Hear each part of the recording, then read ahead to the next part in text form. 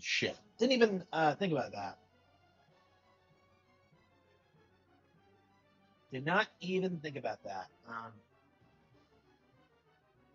Yeah, we're gonna beat RESR tonight. I don't think we're gonna go on and do Circle the Moon. I think our next Castlevania is gonna be like uh Portrait of Ruin, I think, and then probably Order of Ecclesia. I actually already started a second playthrough of Order, so I don't know. That might be the one I do. But man, it sucks that we're like not getting a new one.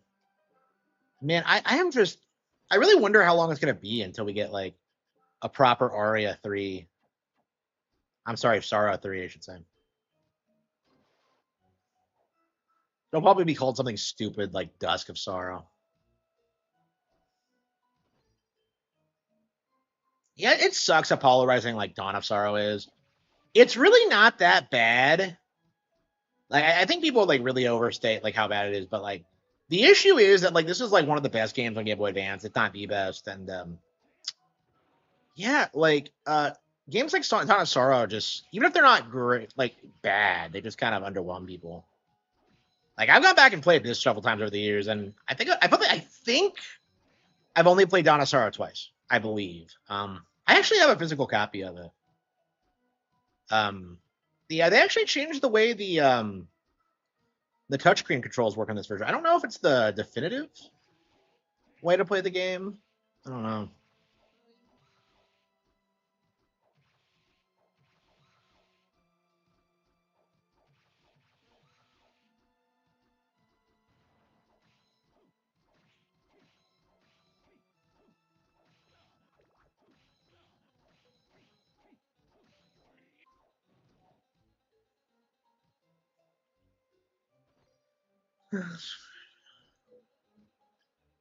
Yeah, so I can't beat the final boss, so I've just been like dicking around trying to like level up, and I'm getting a ton of EXP, but it's very frustrating how long it takes, honestly.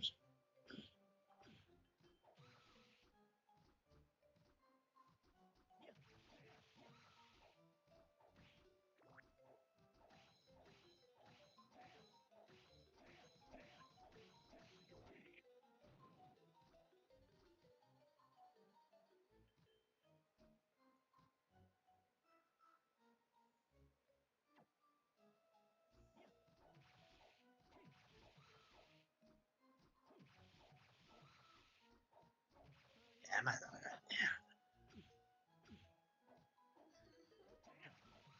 Still.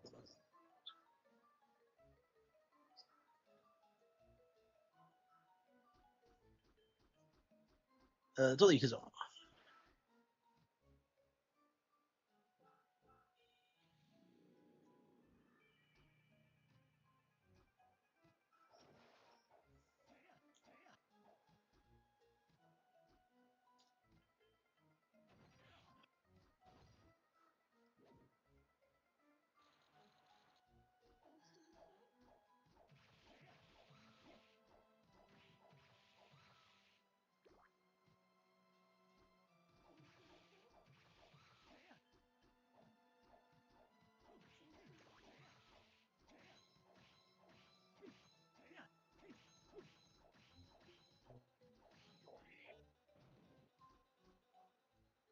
？That's the. Okay.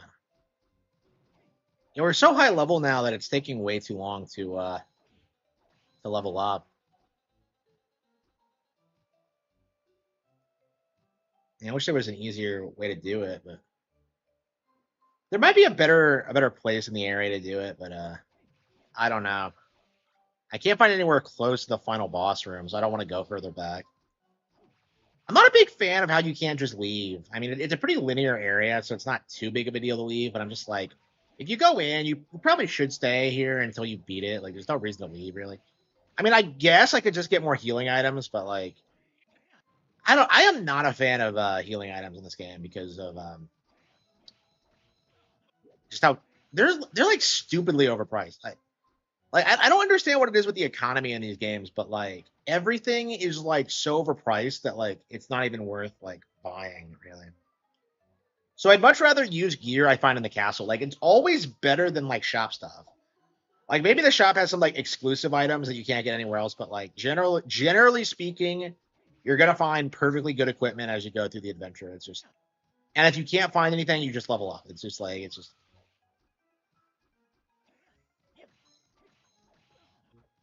yeah, this is definitely the best weapon to use against the final boss. The arc really kills it. So I guess the arc is like the best weapon type in the game. I really like spears and like the long range weapons. Like I don't know anybody who uses like the punching or like I don't know why they keep throwing in punching in these games. It's like the range sucks. It doesn't make any sense. You don't get to use whips if you're very much if you're not playing as a Belmont. I don't believe there is a whip in those. Uh,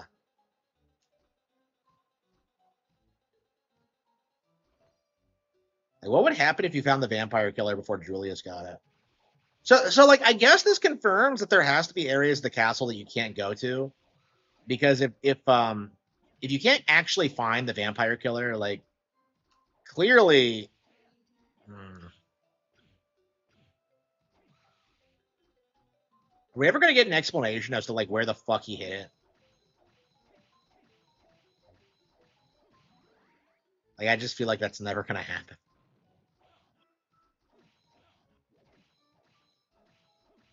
So yeah, I this is my feeling on hard mode. Not worth it. It's not really that much more difficult. Like the main thing is that you take more damage and like nothing else really changes. So it does make the game harder, but like it's not really a worthwhile kind of hard. It just feels kind of grindy where you just tank hits and just play the game normally. You just grind a couple of levels higher and like you just do what like play as you always have. It's just like it's not really challenging really. Yeah, I'm not typically a fan of these like alternate gameplay modes in Castlevania games because like they just feel like padding and not as interesting as they could be. Like playing Estella and Loretta in Portrait of Ruin sounds awesome, but like all you fucking do is play through all the game's areas up until you get to Bronner, and then the game just ends. And it's like, is this really like how we're supposed to believe this like happened? I'm just like, I think it's non-canon, but it's like it's one of those cases where you're just like, why even do it? It's just like if you're not gonna like put a lot of effort into it, like, they couldn't have done like a secondary campaign. I just like yeah, the twins are the most underutilized Castlevania characters ever. Like I've always loved their designs and personalities, and yet like they um they don't do a whole lot other than like unlock the whip's memory. It's weird that Porch to Ruin. I don't know. A lot of people like Jonathan with Charlotte, but like I don't know. Like I think realistically he would get with like one of the twins. But I think that might have been why like the developers were kind of confused about why Americans were so into the idea of like Jonathan being with Charlotte. Yeah, I wonder. Yeah, it seems like it was just a localization thing. Like all those bits about how like Charlotte was into him.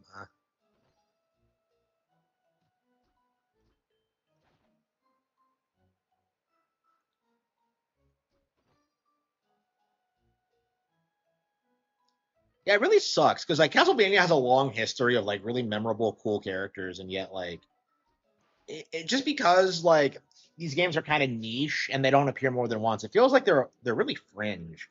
Like I think Alucard is like a mainstream, like really well regarded video game character, and he should be. But like, I don't know. I like the a lot of these other characters more actually. Like I like Soma more, I like Shanoa more. I think I like Jonathan and Charlotte more.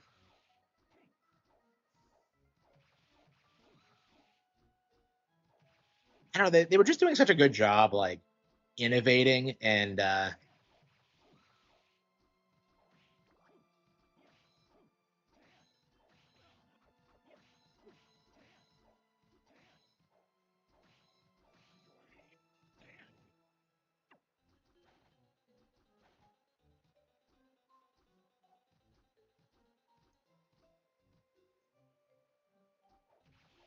we almost beat it with the last time I did this. So I think we're good. now, but like I don't know. Let's do another level just to be safe. It's great when you're grinding and then you start noticing that like, oh yeah, I'm beating them in less hits.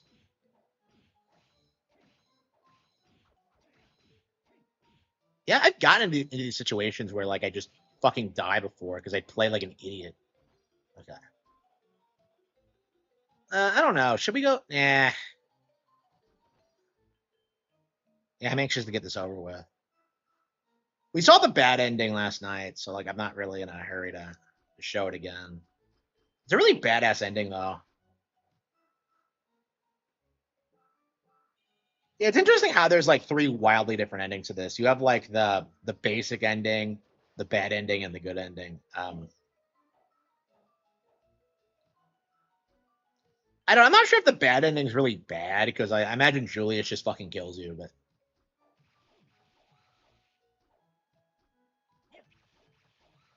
I don't know. That's just my thinking. I'm just like I don't know, man. Like it feels like it's more like a personal quest at this point, as opposed to like anything really being at stake. Because like Mina's safe, everyone's safe. Like if Soma succumbs to it, like Julius will just do what he's always done.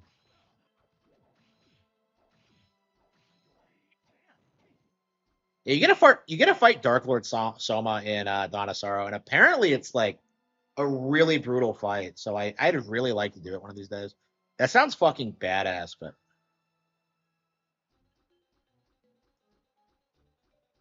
yeah, it's like you get to play as like Yoko, Alucard, and like Julius, and it's just like it's just such a weird like lineup of characters.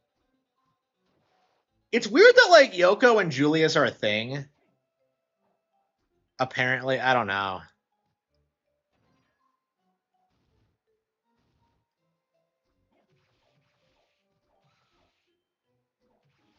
Because Yoko spends a good chunk of the game like unconscious. I don't think they actually meet in this, if I remember correctly.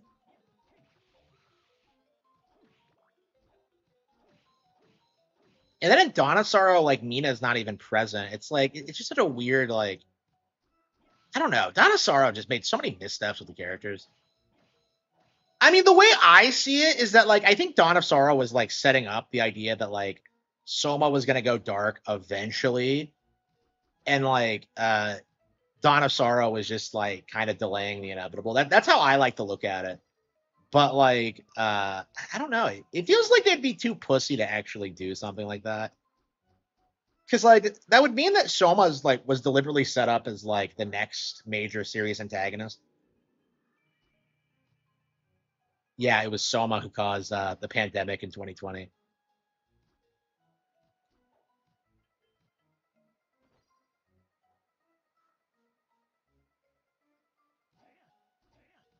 Yeah, the characters are 17. Mina and Soma, that is. That means they were born in 2018, actually. So they actually have been born at this point. There's a little Japanese boy named Soma who's like the reincarnation of Dracula right now, apparently, according to this game.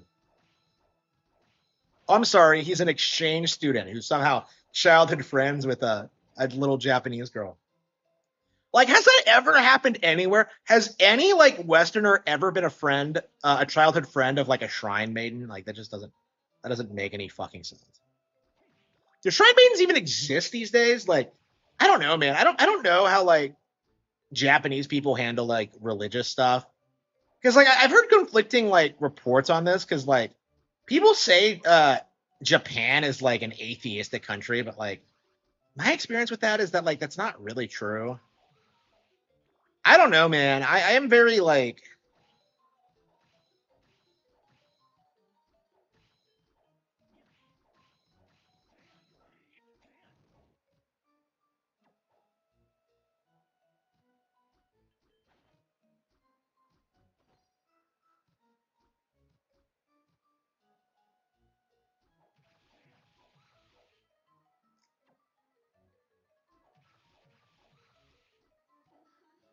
I don't know. You hear all sorts of weird shit. Like today, I was like, some guy on Twitter was talking about, yeah, man, Japanese women are the biggest sluts in the world. They're so bad, man. They cheat on their boyfriends all the time, and I'm just like, how is that different than Western women? Like, no, they're way worse, bro. Trust me, bro. I fuck them all the time. and I'm just like, you're fucking whores all the time. It's just like it's just like, what are you talking about, bro? It's just, wow, there are women that are whores. Ah, like,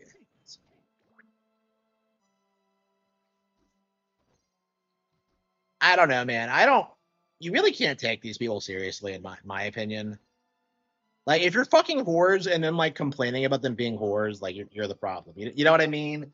Like, just don't fuck a hoe. You know, like it's not that complicated. And that's like the really interesting. Like, I think we're in like a cultural shift where like back in the day, people were like wanting women to be hoes so they could like have sex and like fuck around and all that.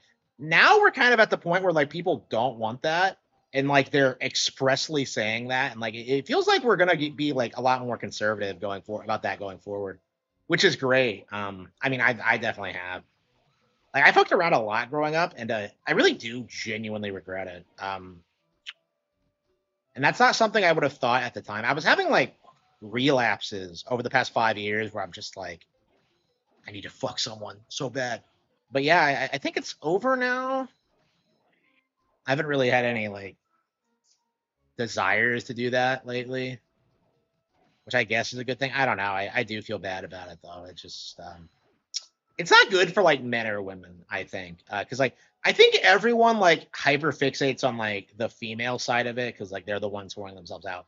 But like I do think you need to address like the male side of it too, where like encouraging them to be whores for you is just like gonna end badly for everyone. Like it's just like it doesn't work essentially. Like we're just kind of rediscovering that, I think. Like, and people don't realize what that means is that like the sexual revolution has failed. You know, they tried very hard to like normalize casual sex and like make this the staple. And like what we're seeing now is that these people aren't reproducing, and people who are formally strong, are forming families that are like dead set against this kind of thing. And you know, if anybody questions it, all they'll have to do is like look at all the people around them that are still single and miserable in their like 40s and 50s or 30s, even, I would say. Like it's just not going to be like it's just not going to work. You know what I mean? Like nobody's going to look at like your childless lesbian aunt and like think she's cool. You know what I mean? Like nobody thinks that.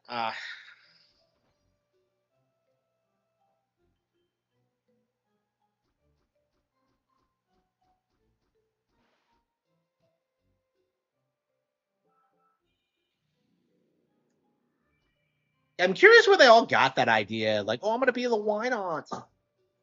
Like, bro, nobody thinks you're cool. Nobody.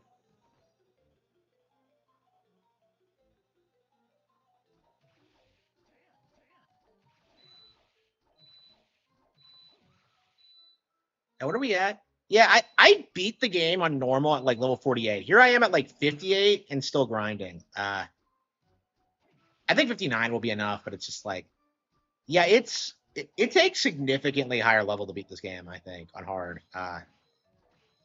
And we did confirm that this was on hard, by the way, because of the hard mode exclusive items, which are just kind of pointless. So you're telling me that the only reason to play hard mode is for like a handful of exclusive items that aren't even like really that good to begin with? I can understand if they were like OP, but like I'm looking at them and they're just not that impressive unless they have like some hidden qualities I don't know about. Like if you equipped all of them, you like become Dracula or something. Oops. I hate the rewind feature so much. I never use it, but like sometimes I accidentally hit the button.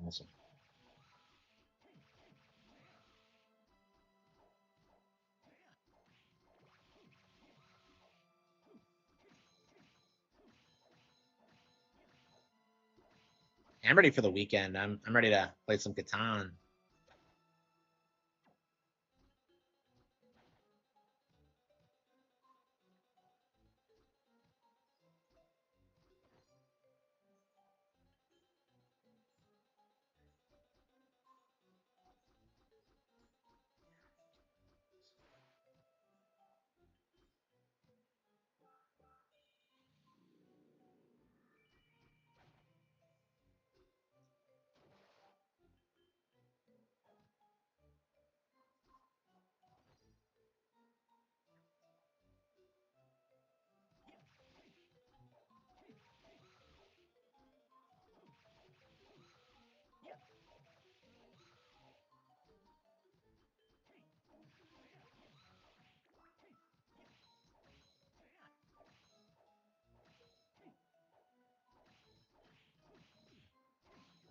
Hello, hello. Yep, we're playing some Castlevania.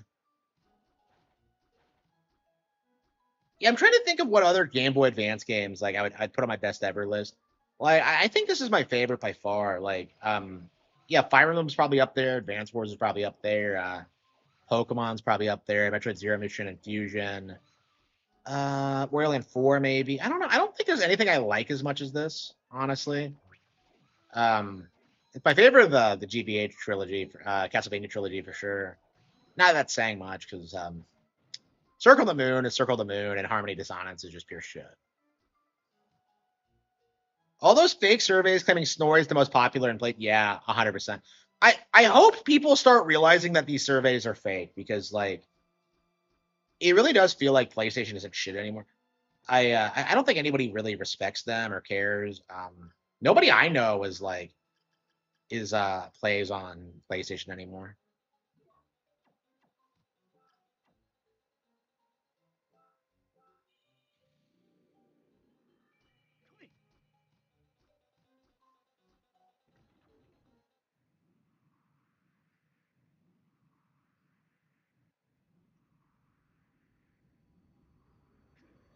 Yeah, like playing on normal mode, the boss is like kind of basic. I don't know. I'm not a big fan of the final boss. I never have been. Like the game is great, but it's like there's something about like not fighting Dracula at the end of a Castlevania game that just kind of bothers me.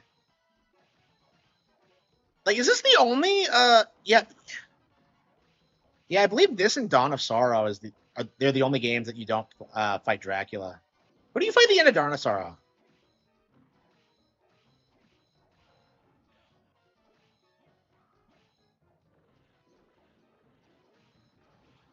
Like, I get that they wanted to break like series convention, but at the same time, it's like, bro, Dracula's the antagonist of every single game. It's just weird. Like in this one, he's just some like weird evil force that's hanging over everyone's heads, and it's just. I know, yeah, yeah. The Switch 2 is the only game that console that anybody plays right now. Like even like the PC people are just kind of moving away from that.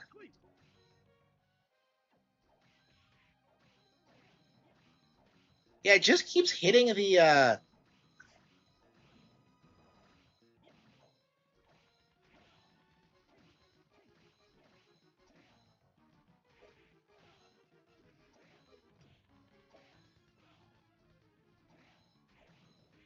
there's so much shit flying at the screen that you can't really like. It just like my thing is this is your final boss. Like this looks like that weird it's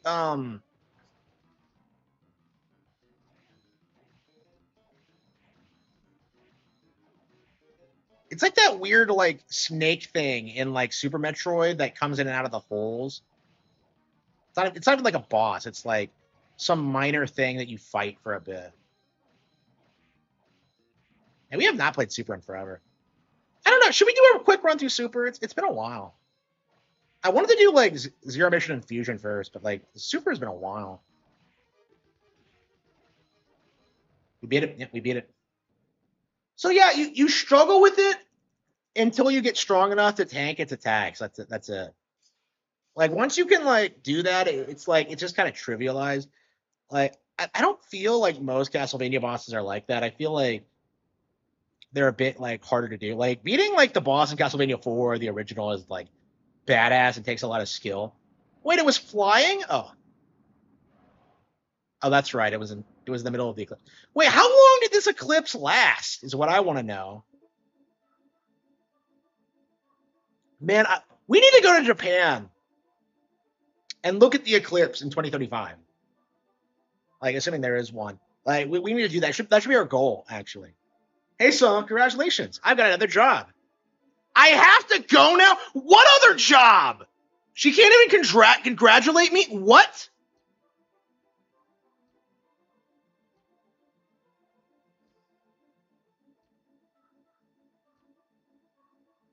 You're like a younger brother to me? Yeah. And she just leaves without even spending time?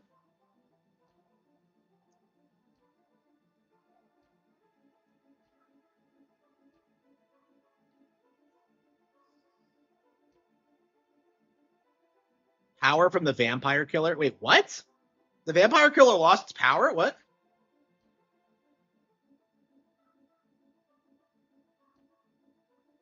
Evil is an absolute necessity in the world. Yep, yep. Perhaps we'll meet again. In my mother's name, I said thanks to you. Yep. So like none of these people are actually gonna they're just gonna fuck off and leave me alone with Mina. Oh, that's Kino.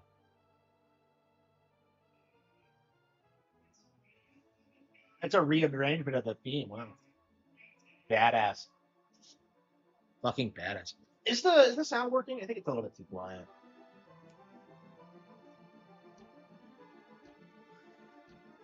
Thank God.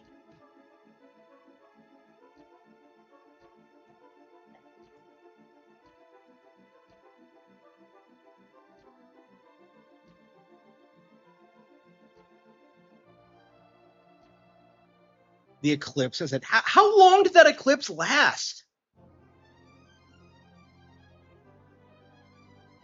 Yeah, we didn't get the base like 100% ending, unfortunately. I think we'll probably just boot up like file number 1 and do it there.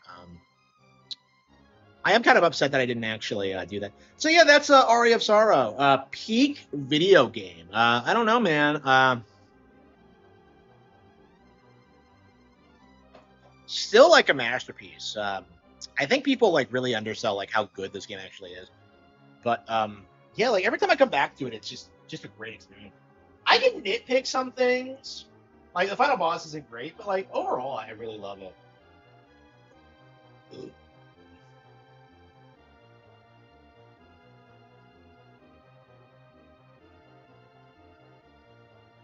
Oh no, some VTuber is playing.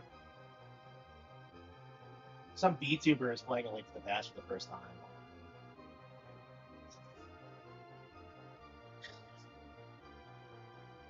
Okay. Man, I love Castlevania. I really hope the new one's good. I doubt it though. I mean, the thing about Castlevania is like the old games are so good, you really can just come back to them over and over again. Like, you know, Castlevania 4 I've been playing again, and this I've been playing. I do prefer like the RPGs over the classic Vanias. That's just me personally. Look at all the characters, and you. Yeah, Hammer sticks out like a sore thumb. Like, why is he treated like a core member of the cast? He just runs a shop and like simps for Yoko. Like, it's just like.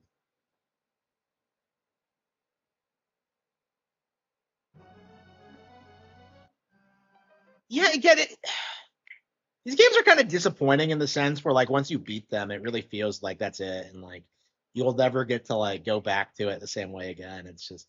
Uh, I mean, I've enjoyed every like replay of Aria Sorrow, but like I don't know, it's never gonna be like it was that first time. I'm not even super nostalgic for that like first playthrough, but like I don't know, man. It was a great experience. Okay. Should we do some more Overwatch? I guess we do Persona 3. Yeah, we went to like pro-Christian Japanese games, so now let's go to anti-Christian Japanese games.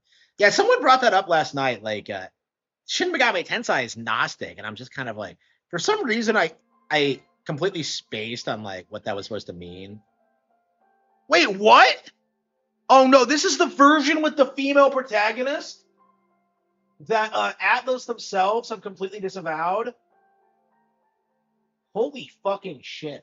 Okay, so what does like the female protagonist bring to the table, really? Why are they so unwilling to like make this a thing? Because like there are a lot of like female Persona players, so like I don't. You can select the gender of the main character. Wait, what do you mean? Don't you mean body type? The course of the game will change based on the main character's gender. By choosing a male main character, holy shit, this is the most anti-woke game ever. Like, not only does it not have the body type shit, you will be able to play a version very close to the original P3. This is recommended for new players. The female main character added to this game is not just for female players. She's also for veterans of P3 and P3FS who want a new perspective. Now, please. Okay. I am not against the idea of like Persona being able, like you being allowed to choose your gender. Persona. It just makes sense to me. You know what I mean? Yeah, beginner. Fuck this. We are not going through what we went through in Persona 4. Please enjoy the game. Yeah, I don't think so. Okay, like how quick are we gonna rate it? Holy shit! It's the Azure butterfly. So this is the anti-Fatal Frame 2. Time never waits. So those all you got the same end. You who wish to safeguard the future. Man, I don't even want to try this bullshit. Like, you will be given 1 year. I don't get, like, who is telling you this in Persona games? Like, is it God?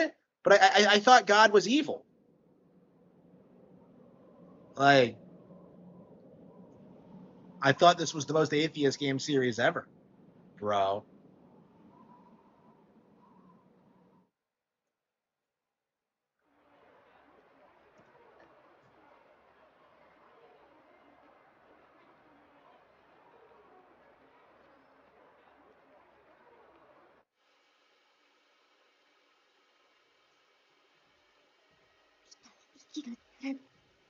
Pull it to my head. Pull the. How the fuck did she get that?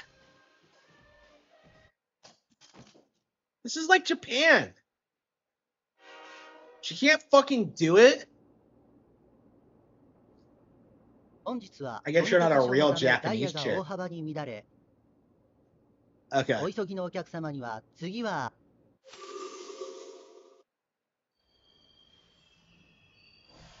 Yeah, so like the more I play Persona, the more contempt I have for it. Like at its core, it really is just a casualized SMT, and like it really frustrates me that like fans don't seem to understand that about it. Like it's so crazy when you look at all the great SMT games we've gotten over the years, and then you look at the Persona fan base and they're just talking about like fucking their teacher. I didn't have a problem with it until I started playing both. Like, because I was actually like leaning towards the Persona side when I started, but like now that I've played both, like SMT is way better. Like, it's just who the fuck is this faggot? He looks like he shops at Hot Topic. Excuse me. Are you? Do you have a? Are you boyfriend free? Coffins. Like, that's cute. This game still thinks it's SMT.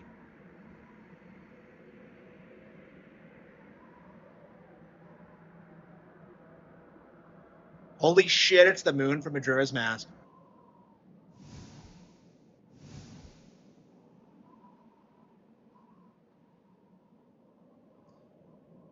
What's with like the once in a lifetime like astrological events that we keep getting?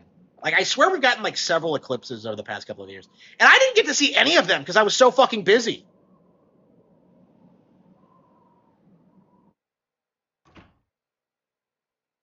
You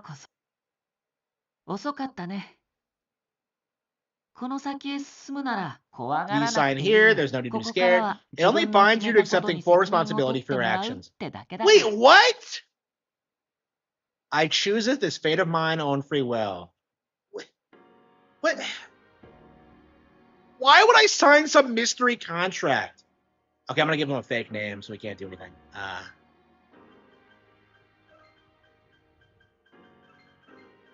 And no Japanese person would be called Harmony. Oh, that's great. Wait, why can't I go back? Oh. Okay, okay.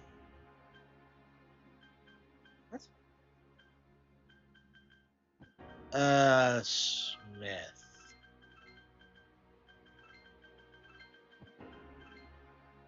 Harmon Smith. There we go. My name is Harmon Smith. I'm the leader of the Killer Seven. Time is something no one can escape. It delivers all to the same end. Wishing won't make it go away. And so it begins. They really do think this is still an SMT game.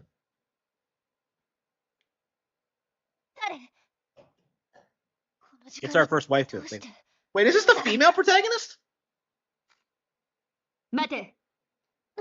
Who's this girl?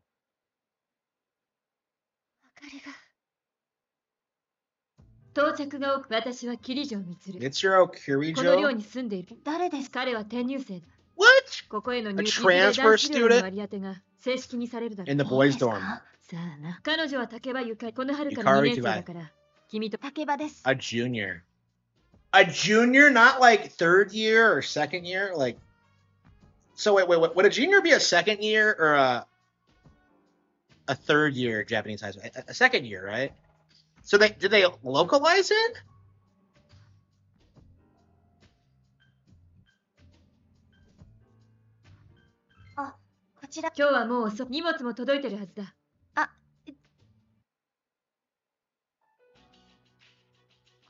I already don't give a shit. So to me, like, the thing about Persona is that it should be lighthearted and it should be whimsical. Like, it trying to pretend to be SMT still is kind of embarrassing.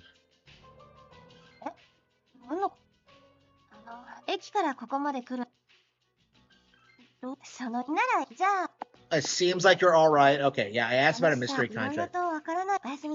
Let's save them for... Yeah, she doesn't want my bullshit. She doesn't want to hear my bullshit about contracts and mysterious kids.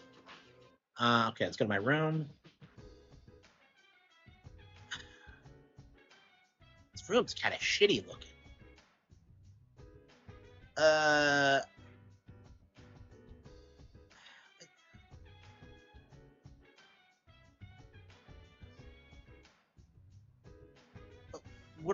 What am I doing? Yeah, okay, I want to go to bed. So you can't... There we go. 2009? Wait, what? They actually date this? Like, Persona 4 came out in 2008. So this takes place after Persona 4?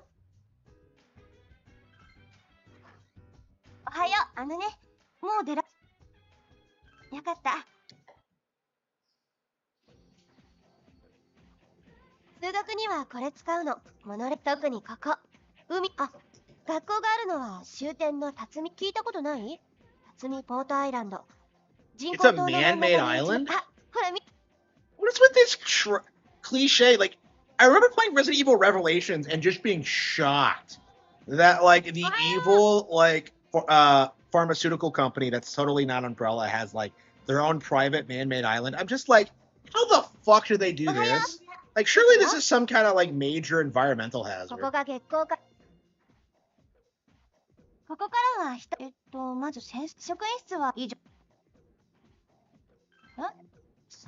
What, you don't know? Don't tell anybody about what you saw. Saw what? Wow, it's not even full 3D. That's crazy. Why is everybody new?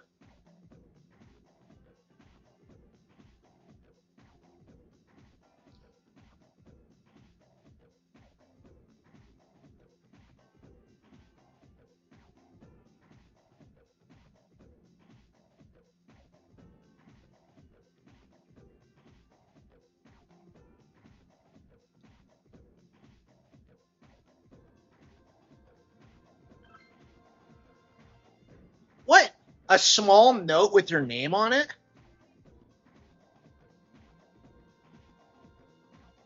Okay.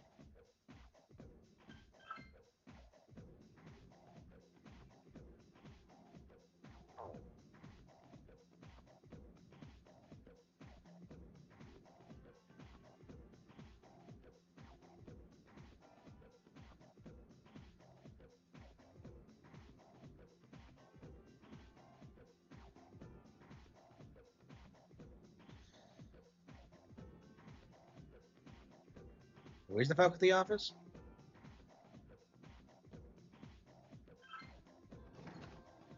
They couldn't even 3D render a school? 11th grade, yeah. A lot of different places. 10 years ago? Holy shit, is this like a low-key, like, post-battle of 1999 story? What the hell is composition? あった。クラス分けもう見た？でもこの後すぐ始業式だから So 先 this に is 行 my 動ね。 teacher. So wait, so I can't fuck this one, right? Because this game is actually, not perverted. あなす。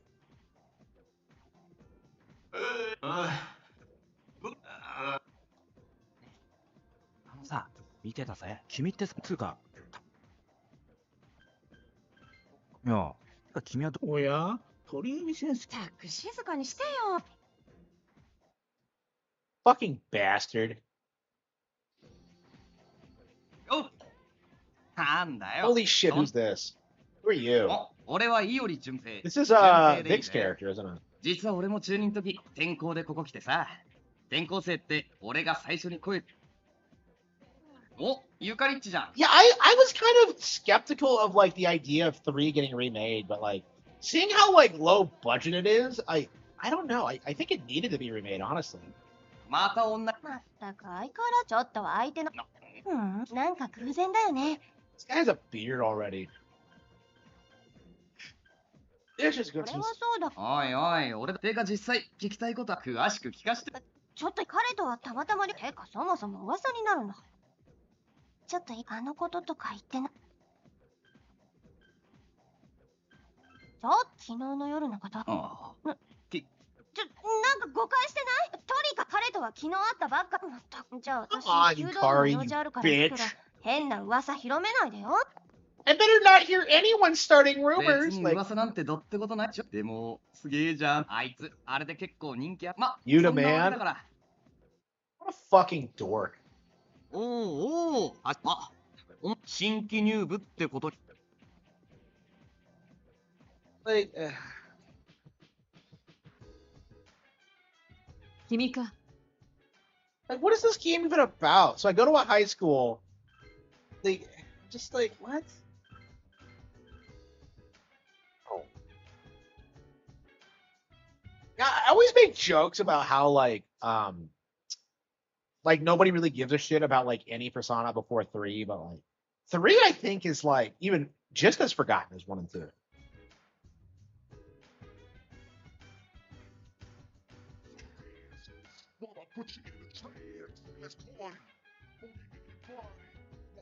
Yeah, I think I've seen enough. I don't give a fuck.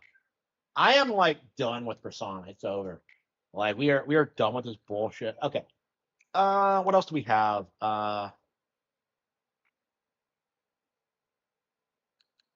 Overwatch? Yeah, I'm playing a lot of Tony Hawk's Pro Skater 3 off stream actually. Yeah, I really like this game. Yeah, I did not grow up with Pro Skater 3, so it's weird like actually finally getting to play it.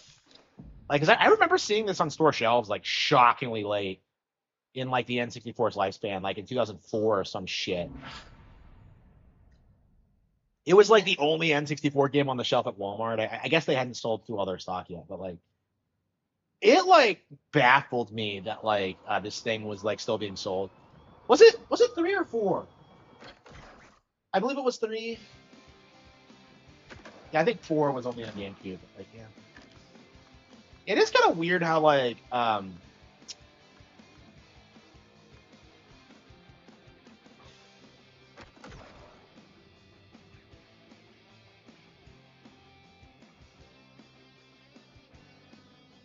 yeah, like the series stayed relevant after Pro Skater 2, but like it really did hit its peak with the first 2 games.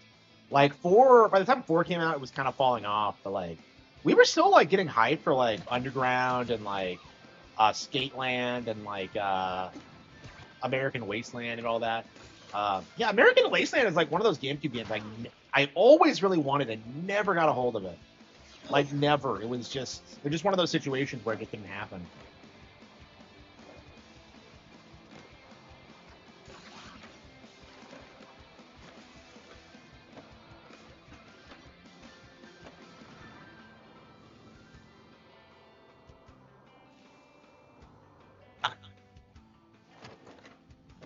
I don't know. I wasn't like super into skateboarding. I think the last time I really got into like, we had like a school party, at one point, and like someone brought in a GameCube with like American Skateland on it. I'm sorry, Wasteland on it, and that's the last time I remember like Tony Hawk games being relevant. Like after that, like the culture kind of shifted towards like Guitar Hero, and then like I don't know what's the modern equivalent of this. Like probably something like I don't know. Like what is the modern like normie game?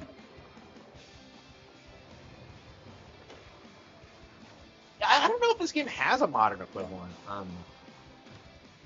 Yeah, I feel like the Tony Hawk kids moved on to Guitar Hero after American Wasteland, and it never really hit the same heights.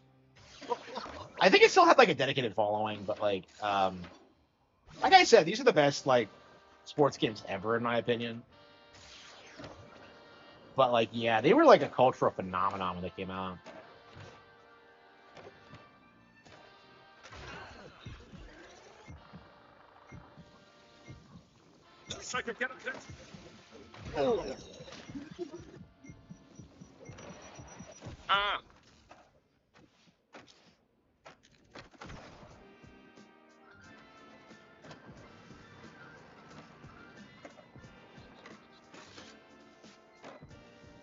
Yeah, I'm weirdly attached to them in spite of everything. Yeah, I'm very excited to like finally get these games. I hope they're able to get like Underground 1 and 2 remade. I hope they don't re-record the lines because like I don't know. I think a big part of what makes it special is like the voice acting. So like, I don't know if they recast everybody. I'm not gonna be a fan of that. Like I was just thinking before I went live. Like Underground feels like one of those games that like wouldn't work, and yet it like totally fucking does. It has like really shockingly interesting characters and like really good voice acting. I like it quite a bit more, I think, than like most games on PS2. It's up there with like my all-time favorites. Like if it was longer, I'd probably be more into it. But I remember when I got it, I beat it in like a day or something, like or a weekend, and it was kind of a buzzkill.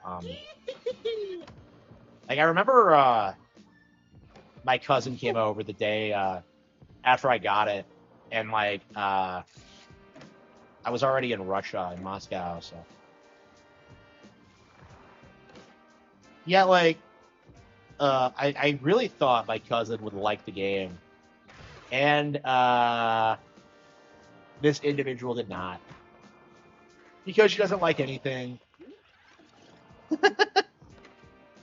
because she has no soul. Okay. Okay.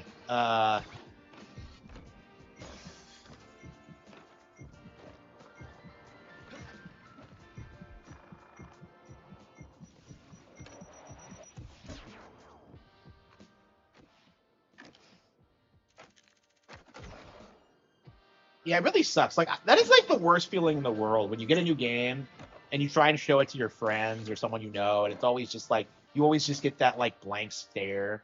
You know, it's like I didn't want to talk about games with anybody because of that. It doesn't happen so much anymore, but like it was really common back in like the 2000s. Out of here now! Like you know, like how many times has that happened for Zelda or like you know, Metroid or like I guess Fire Emblem is a good example. Yeah, like it's weird looking back on it, but like Fire Emblem was like really laughed at for a long time because I think the mindset among like RPG players was that like strategy game players was that like PC gaming would always be like the peak of that genre. Like they can't handle the fact that like Fire Emblem is like the biggest name in strategy games now. They're still trying to cope and say that like Final Fantasy Tactics or whatever is bigger than it, and it's really not. Like people really underestimate like how big Fire Emblem actually is. Like I think the only thing like holding it back now is that it hasn't been like popular worldwide all that long. But like even when like Shadows of Valentia came out, like the developers were talking about like how they knew someone who was like buried with the cartridge because like he loved the game so much. Right? Oh.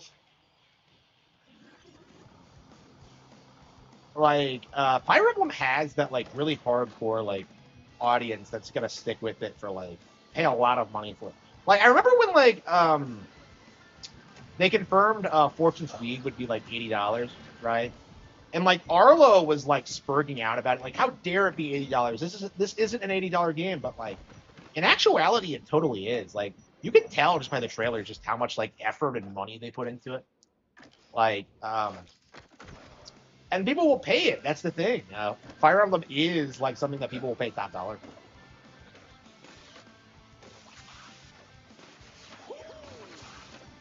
Oh, I see. I see.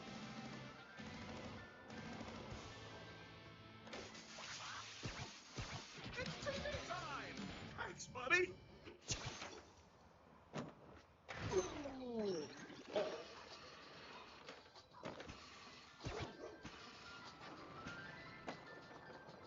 Yeah, man, it's that was like the worst growing up when like you would like be really into something, and then like everybody would like just be like, "Oh, it's time to watch the game," or "It's time to train for the game," or "It's time to like, you know, I don't know, like talk about the next game," and it's just like, I mean, sports ball, not like actual video game.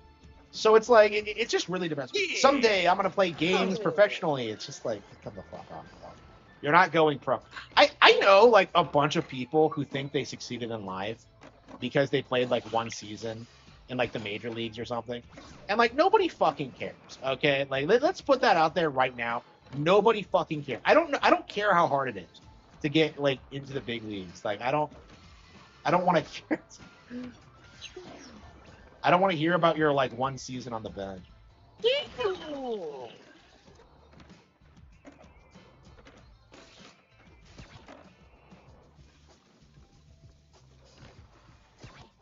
Oh.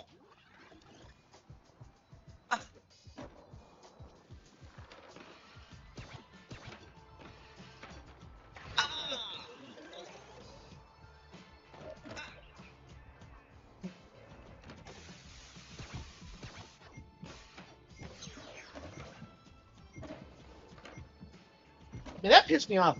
Like, I don't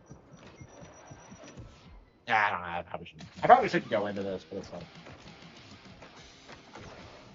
it's very frustrating how like that like your friend group is pretty much like dictated entirely around like what sport you play as a kid.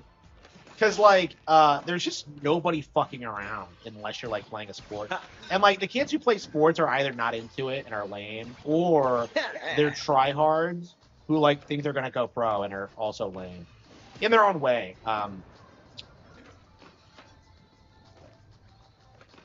it's like it's just like a miserable experience because like I would have much rather done anything else, but like there's just no one around like doing anything. You know what I mean?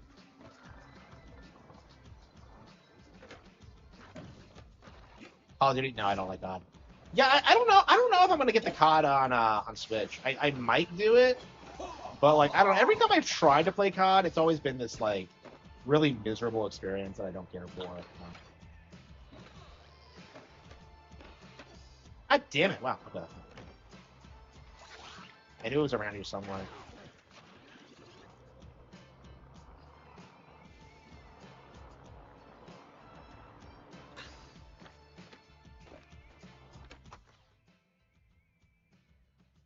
Yeah. That's another thing too, is the money thing. Yeah, because I noticed that growing up is that like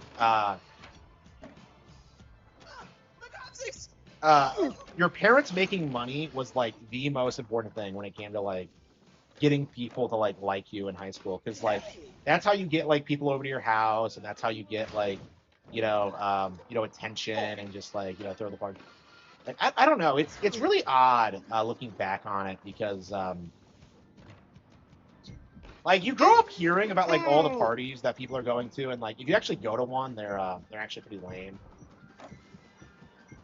Like everybody I knew was just like, yeah, I was invited, I went, and it's like I And I was never even invited to like the crazy like rich kid parties where you would have to pay like $200 to get in or whatever. Um, but like from what I hear, it's just like really stupid and boring. Like everybody I knew was just kind of like, yeah, I was better off studying, and I kind of agree with that. Like, I told the story before where like there was one time where I wasn't invited to one, and I was kind of bummed out by it, but I was just kind of like, well, like would I really enjoy going anyway? And that's kind of like my thing is that like I don't think I would. Like I genuinely didn't, and it's just like I don't know. Like once you kind of process that, it's a bit easier to handle. But like, it is frustrating getting left out of stuff like just because you don't have money, and that would happen like a lot.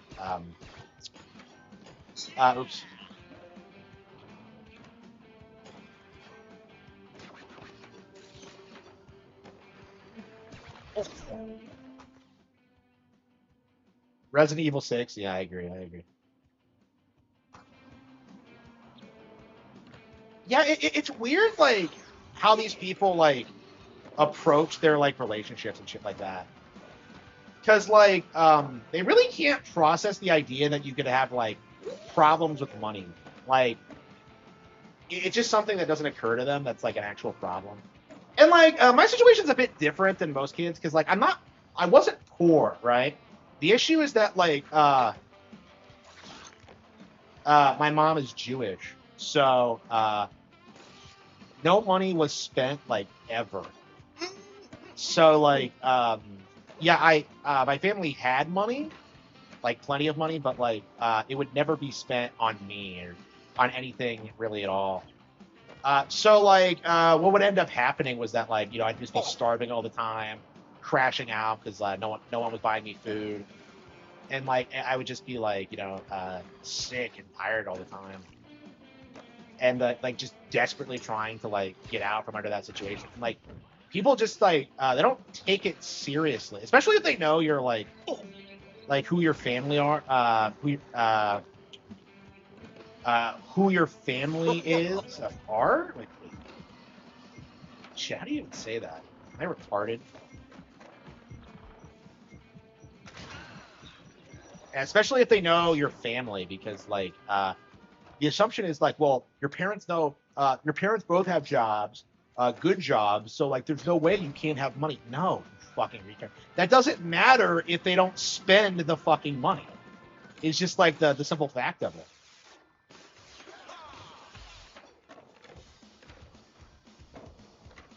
Here we go.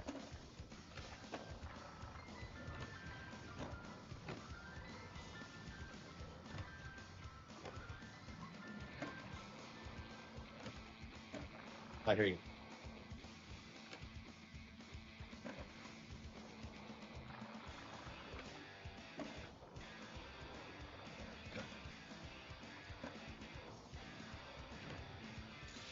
go. Oh.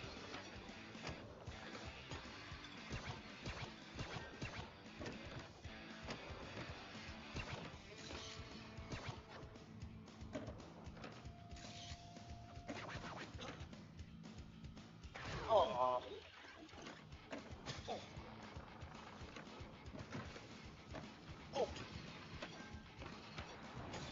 Oh. Mhm. Oh. Okay.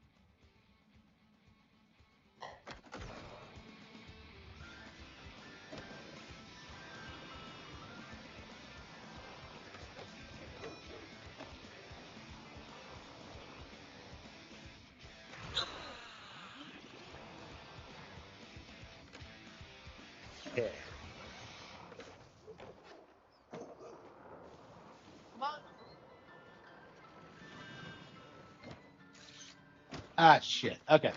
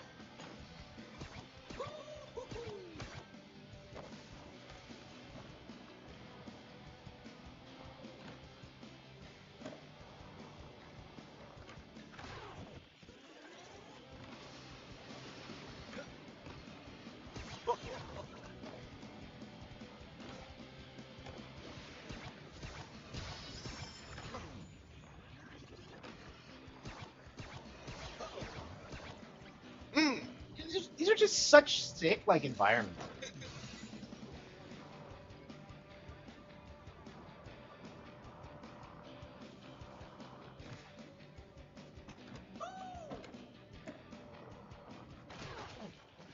And I love how you can just pop these in and just have this great time. Like, not even really accomplishing anything, really, just enjoying the game for what it is. Like, this is why the game is peak, is that, like, you can, it doesn't really, it's structured in a way that's, like, where you can enjoy it even if you're not exactly, like, being a tryhard about it.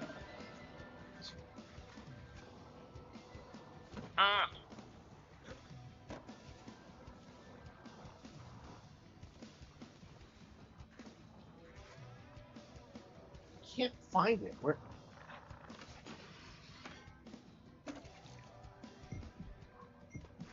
There's. Fuck! No shit! Ah!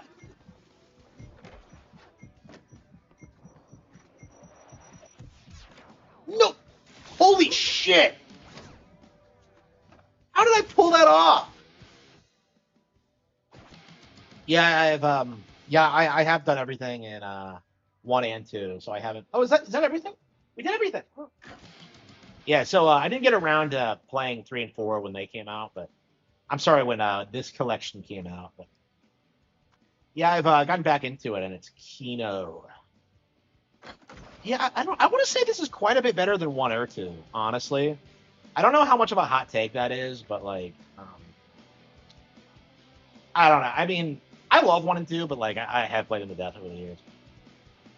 I think 2 kind of falls off over around the halfway point. Like, I am not a fan of like a lot of the later stages.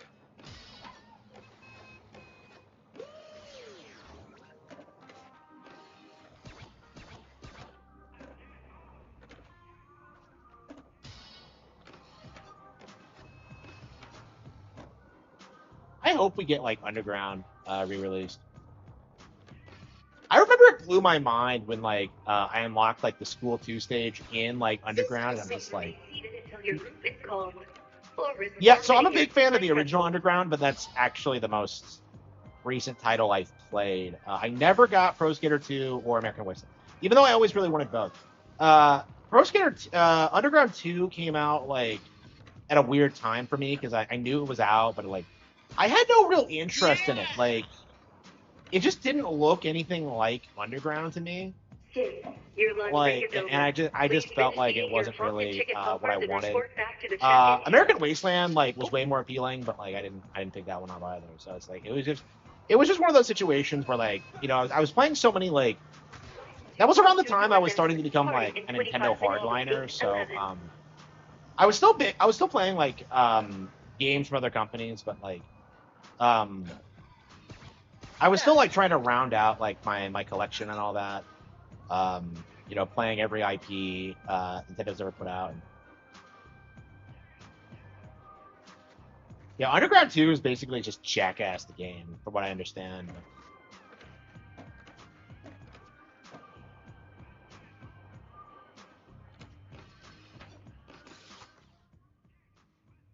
My friend who was in contact with Andy Worski said,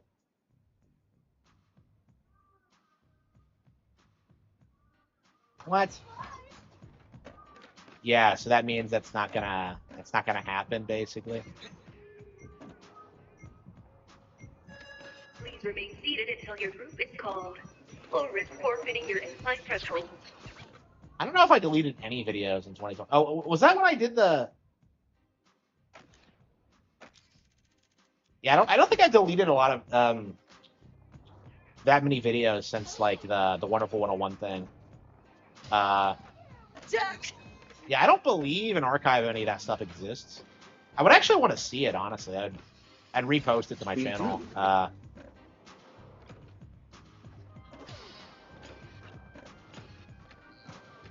Yeah, Platinum Games. Yeah, that is like that has to be the L of the decade. That like Platinum Games would be crash out like that. Like unfucking believable. Like I can't believe they did that. Like that was like the worst thing Nintendo anything Nintendo related all decade, I think. Was like the Wonderful 101 Kickstarter. Downhill Jam. Yeah, for me, Downhill Jam looked like one of those shitty like knockoff titles. Like I loved the idea of like going downhill because I love the downhill tracks in Tony Hawk, but I was just like, to me, that project just screamed like it was a low budget, like low effort spin-off. And like just you know, it just felt like a typical Wii game in that sense. So I didn't pick it up. Tony Hawk was weird on Wii because like it was reaching the point where they just weren't like, it was like falling off pretty hard, but they were like experimenting. They had like the ride game with like that was a Wii thing, right? With like the accessory. Like I don't know, they were like still like trying to make it a thing and it just wasn't working. And then they put it on like hiatus for a bit. And then they put out like TPS 5, they put out Pro Skater 5, which nobody liked, and then they did like the remakes, which have been pretty successful. Cadence, really. Passengers of flight 020 Chicago, leaving for the Greek Airways. Boarding for flight 022 will be at 8:15.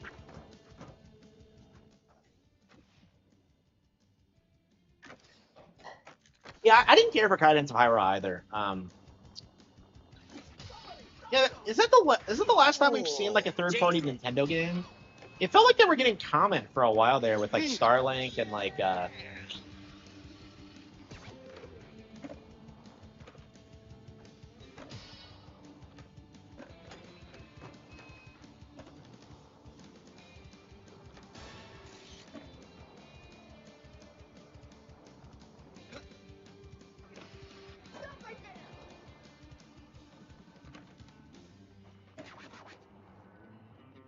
Are you still running your headcanon about how you've been hard? Forfeiting your incline pretzel. Yeah, did I ban Paper Banjo? I think I did. Or did he like rage quit? Like, yeah, what happened there? Was it like over the Pragmata thing? Where he like revealed himself as a snake? I can't even keep track of the lore of like some of the weirdos in my comment section. And I try not to hold grudges against these people because I feel like they should be able to like stop watching my content if they want. But like, if they try to become A-logs, I don't know, man. Should I address it? It's just like, I have never had a successful A-log because like I think the long and short of it is that like pretty much all of my A-logs are like way worse than I am, and like very obviously so. So.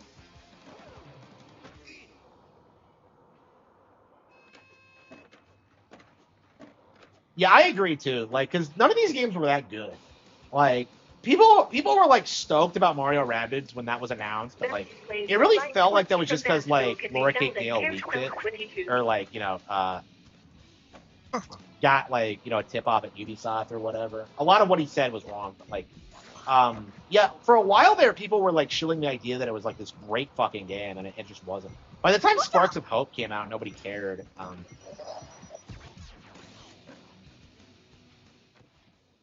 Yes, he wrote an essay listing every issue he had with you. Yeah, and he was in the comment section every day, pretending to be like a huge fan. It was very transparent and obvious. I think. Like I've talked about this before, but it's like, a lot of people who are like say their fans are like that,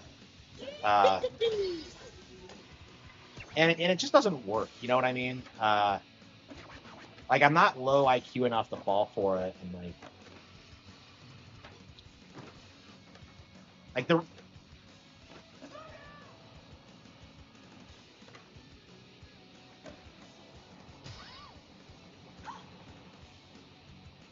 Like, and again, you're really gonna come after me for like making fun of Pragmata of all things. It's like you're just not going to New hair. you're not gonna win anyone over. Like the game's almost 6 months old. Nobody even remembers it came out. Honestly, like Pragmata's like one of the big disasters of the year. I think. Ban the instigator. If they're not around enough, like honestly, I have more of a problem with that guy who comes in and starts talking about arcade fight sticks.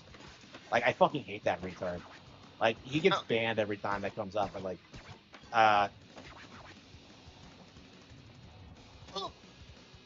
Please remain seated until your group is called, or risk forfeiting your incline pretzel.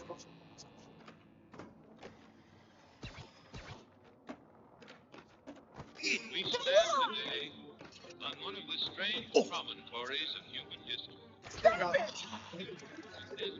yeah, I'm curious. Like I've already been on Kino Casino once, but I'm pretty certain that they have to at least know who I am at this point. I mean, they keep insisting they don't know, but like I'm pressing X for that on that because of some of the things they've said.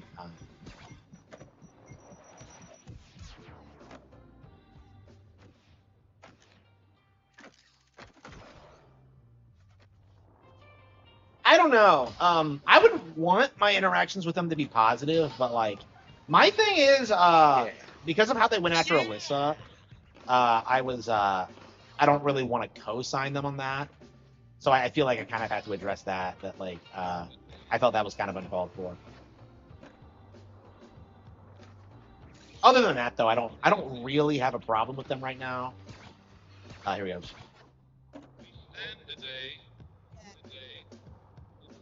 Invincible versus. Well, like nobody really expected anything of Invincible versus, right? Just like nobody really expected anything of Avatar. Oh, like the thing about these fighting games is that like Max Dude comes out every single time, and he's like, "Oh man, could this be a good fighting game?" And it never is. Like again, like these people just have this like obsession with like their favorite brands becoming fighting games. I know. Because they think they're going to be bigger than Smash Bros, right? They're just like, well, Avatar is bigger than Smash Bros, so like surely it's not bigger. Like for me, I think Pragmata is like the big failure of the year because like it was supposed to be a big major tentpole IP for the PS5, and yet like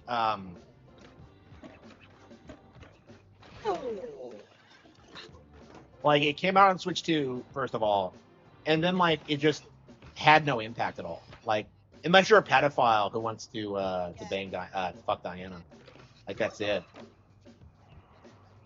She was manufactured 18 years ago, bro. Like you just know that like people are doing that. Whoa! The driver of a white sedan. You left your lights on.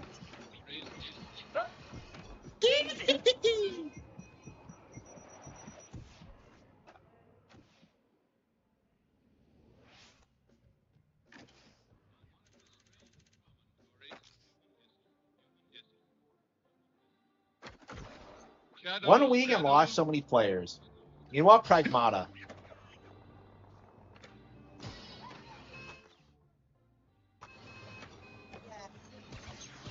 I'm curious, like, Marvel Tokon, it seems to be kind of a disaster, too. And I don't think anyone saw this coming, because I was just like, oh, yeah, Marvel's had a pretty long history of high-quality fighting games. Like, I thought it would, like, do pretty well, especially because, like, Arc System Works is on fire lately, but, like, no, they fucked it up pretty hard. Like, the PC thing killed them.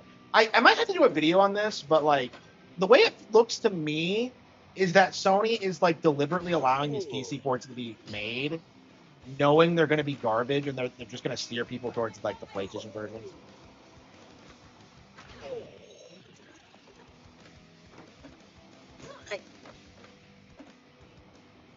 I don't know, man. I think Pragmata is, like, one of the worst games I've played in a long time, honestly. Like, it really has, like, nothing good going for it at all. Like, I thought it would at least have, like, interesting, like, gameplay mechanics with the hacking, but it's really nothing interesting. It's like a weird mashup between, like, oh, I got the secret tip. Okay. I wasn't even trying to get it, but, like, yeah, it's like some matchup between The Last of Us and, like, fucking Watch Dogs. And, like, both of those brands are, like, the worst thing ever, but if you just combine them, it's just, like, yeah.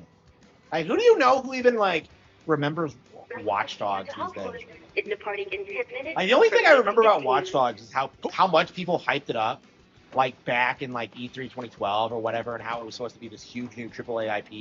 You know, I remember, like, DSP and John Rambo being in the room when, like, G4, like, gave them, like, game of the show, and I'm just like, wow, none of those things are relevant anymore. That chick with the trophy was, like, hot as fuck. You can see John Rambo is just like, he turns to look at her and he's just like, damn. It's legit low-key one of my favorite DSP flips.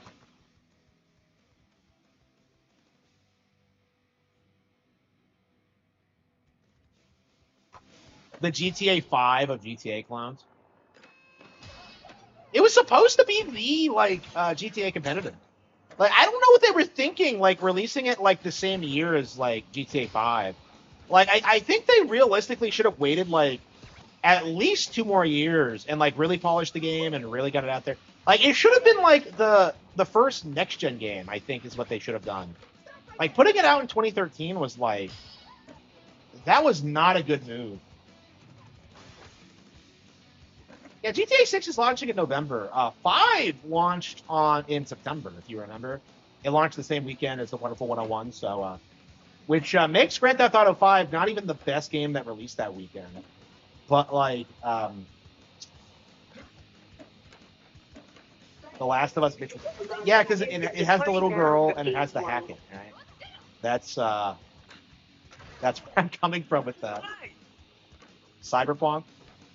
Cyberpunk is shit. Cyberpunk's never going anywhere. Cyberpunk is like the modern Watch Dogs. The only difference being that, like, people want to pretend that Watch Dogs is like that, like, Cyberpunk is, like, relevant, or that it's gonna, like, make a recovery, or that, like, CD Projekt Red is basically like the new BioWare, where, like, people don't want to admit that they're not relevant anymore.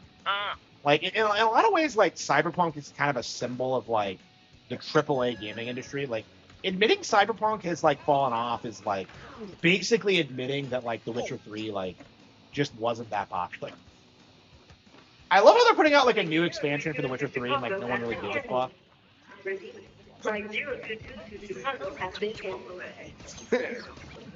Like, it's so frustrating how, like, people try and tell you that The Witcher 3 is, like, one of the best games. Oh, by the way, I actually took a look at, like, a list of, like, the best RPGs ever made. It had, like, stuff like Chrono Trigger on it, Baldur's Gate 2,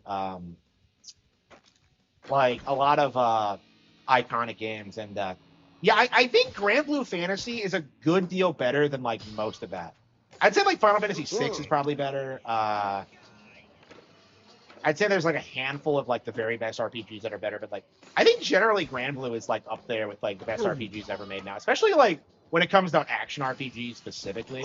It's way better than, like, Secret of Mana or whatever. Oh, yeah, that's right! Yeah, Secret of Mana was on that list. Okay.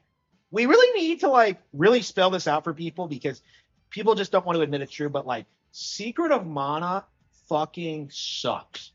Like, stop it with the mana shit. Like, mana was never good. It never will be good. Like, you need to stop.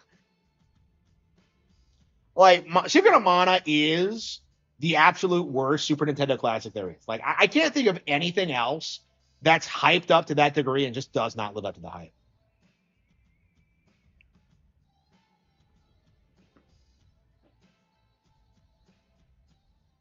What day is it? Is it Monday? Yeah, it's Monday.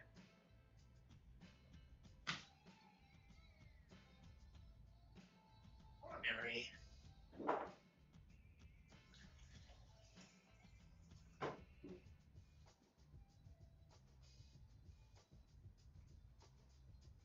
Piece of shit. Yeah, it's like.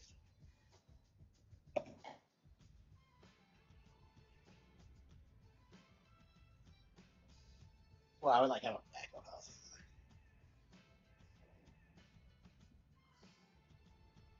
Mana waifu game? I don't think so. Like, Mana's problem is that, like, I don't know. It's like it doesn't know what it wants to be, really. Yeah, I thought the first one on Game Boy Color, Game Boy was a lot better, actually. Final Fantasy Adventure. Like, I just don't understand like what the brand's going for. Yeah, it's really interesting because like Adventures of Elliot came out, right? And everybody was like saying that like, oh yeah, this is Square Enix doing Zelda. But like, if you actually look at the gameplay and what it's like and how it works, and like, you know, look at what the developers actually said, it's really obvious that like it's actually a Mana game. Like it's a Secret of Mana spiritual successor. And like, you know, that's been the trend for HD. I find that really interesting. That like normies aren't able to spot like a Secret of Mana spiritual successor. Like it's like they don't know anything about it. And I think like Mana is just like one of those games that for some reason got this like huge amount of hype in the West, even though it doesn't really live up to it. Like I said the same thing about Chrono Trigger to a certain extent, but at least Chrono Trigger has like a fun gimmick and like memorable music and cool characters, and it's like a good beginner friendly RPG, right? But like Mana's not really like that. Like I don't understand what the appeal of Mana is supposed to be. Like I think it became popular when like there just weren't a lot of options on Super Nintendo for games like it, and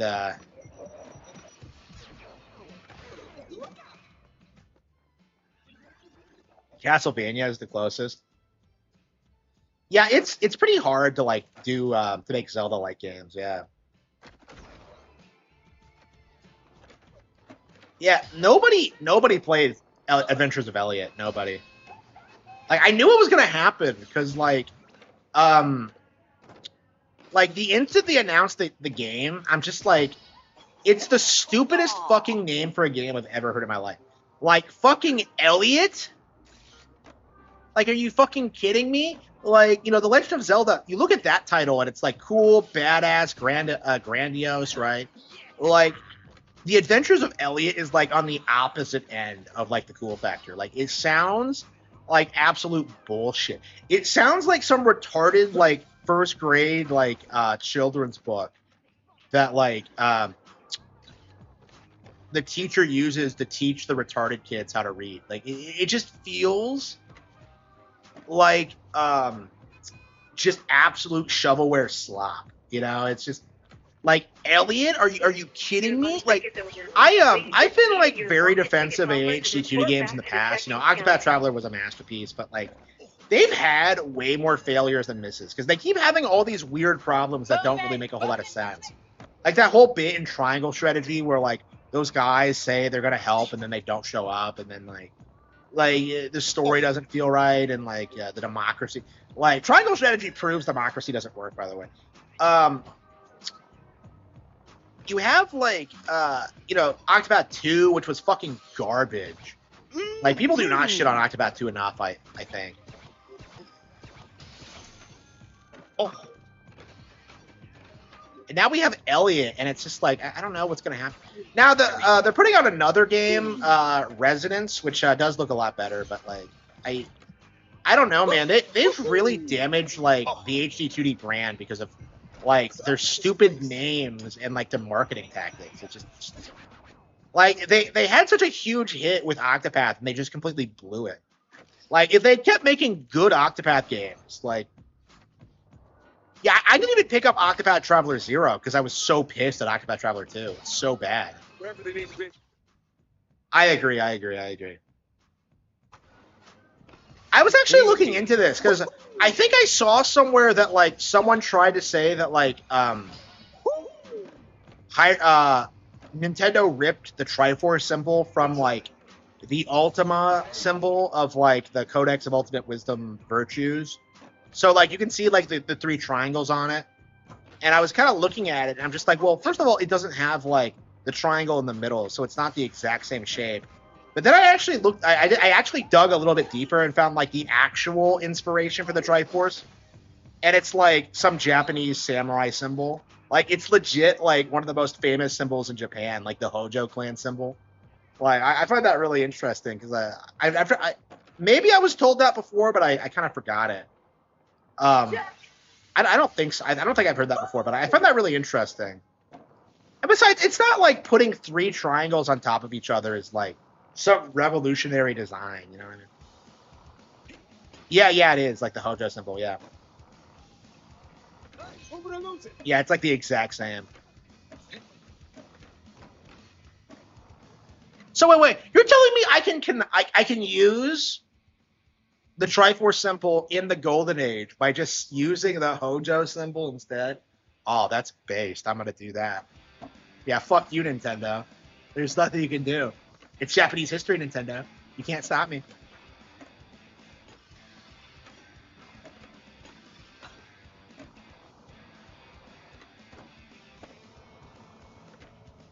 Ultima influenced nothing? Yeah, absolutely. Yeah.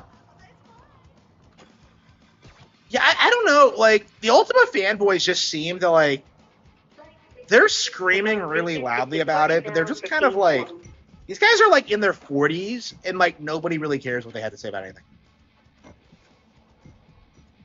Like, it's crazy whenever you see, like, some YouTuber talking about, like, Ultima, and, like, they always inevitably bring up Spoonie. Because, like, Spoonie's the only reason, like, anybody even knows those games exist today. Like, legit, it's the only reason. But, like, that somehow metamorphosized into this narrative that, like, Ultima somehow influenced, like, Zelda and was, like, instrumental to its success, and it's just, like, it's just goofy and silly. Like, I find it so strange. Like, Sean Malmstrom always hypes up Ultima while, like, downplaying Zelda, right?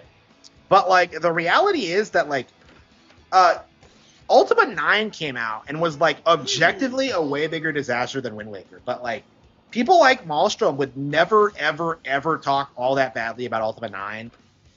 And instead would, like, you know, but they would also shit on Wind Waker. So you get this weird paradox where, like, you see this massive double standard where they'll pretend that Wind Waker killed Zelda while, like, trying to, like, put the blame for Ultima 9 on, like, EA's feed or whatever. I don't know how they justify that.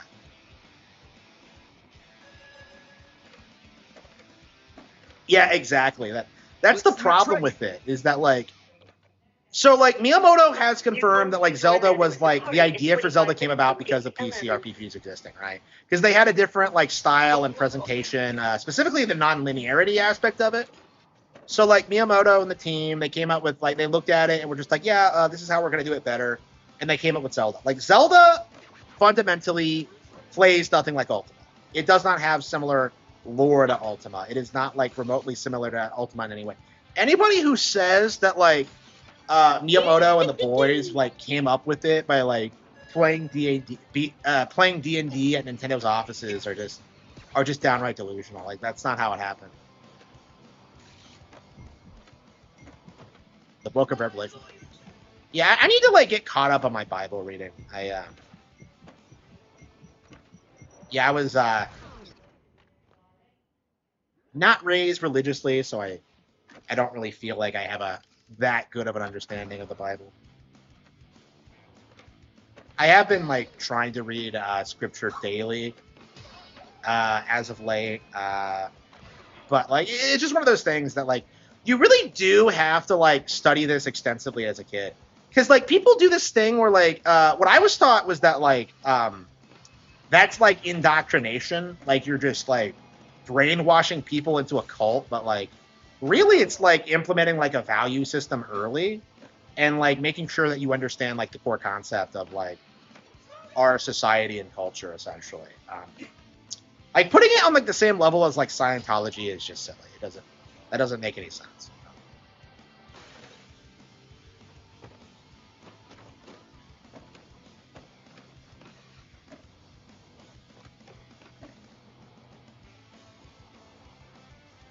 With Muslims, yeah, I wonder about that. Yeah, I don't know if like people joke about Ocarina of Time secretly being super based, but I don't know. I don't know. Progressivism, yes, absolutely.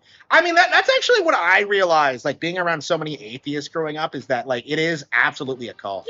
Like this is what they get hung up on because like they don't understand this, but like you don't actually need a god figure to be in a cult. And I think this is what like a lot of progressives get hung up on because like they just believe that like, oh no, we're rational people. We don't believe in God. Like we're better than that. We don't fall into like cults, and like they just kind of misrepresent what a cult actually is. And they don't understand how they actually operate. And it's yeah, I would say progressivism is like the most prominent cult in like society today. I don't know, maybe the Israeli worship is worse. But that's like so like ingrained in our society and actually tied into Christianity at this stage.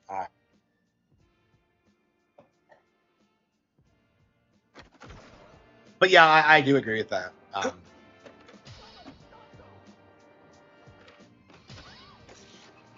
And that should be a theme I like explore in like a Golden Age story at some point. Is like the idea of like these cults.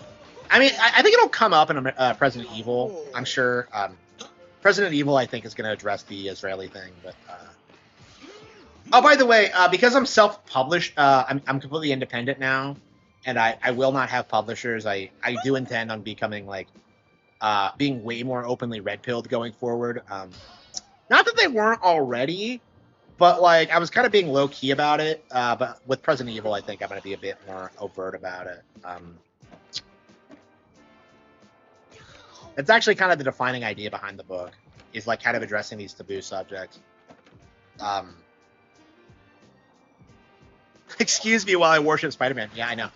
Yeah, it's crazy how like, you know, if you watch Linkara, like it becomes really apparent that like he really does like use comic books as his like religion, because he's always obsessed with this idea of like heroes being perfectly moral. It's why he prefers DC over Marvel. Like the idea of like characters doing something immoral or like doing something that he finds abhorrent is like something that he like absolutely cannot stand. And it's because he like uses them as like a stand-in for his religion, basically.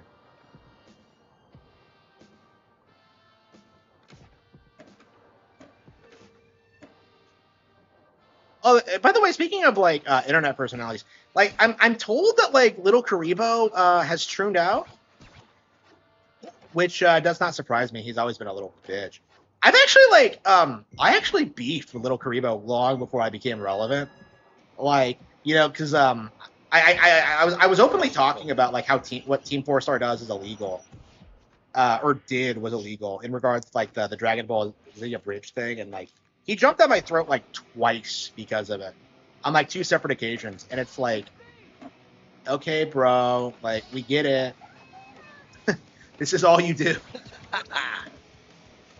Yeah, not a like I love Yu-Gi-Oh! Bridge, but I've never really liked Little Karibo as a person. He's always been like a complete stranger. That's something I really struggled with early on, was that like, you know, because I was watching Little Karibo and loving it, like watching Yu-Gi-Oh! Bridge and loving it, and I'm just kind of like, I have this epiphany that like, you know, the guy who makes this is probably a huge loser.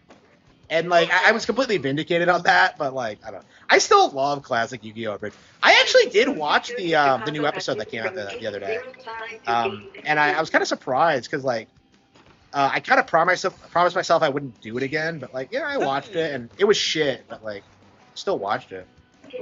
Your lunch break is over. And now they're going into like Please he's finish going eating into your the final lunch. Tickets arc offered to now, which is report back to the interesting. check-in So I counter. guess I'll be around like to see it end. Team 4-star, yeah, he was Frieza.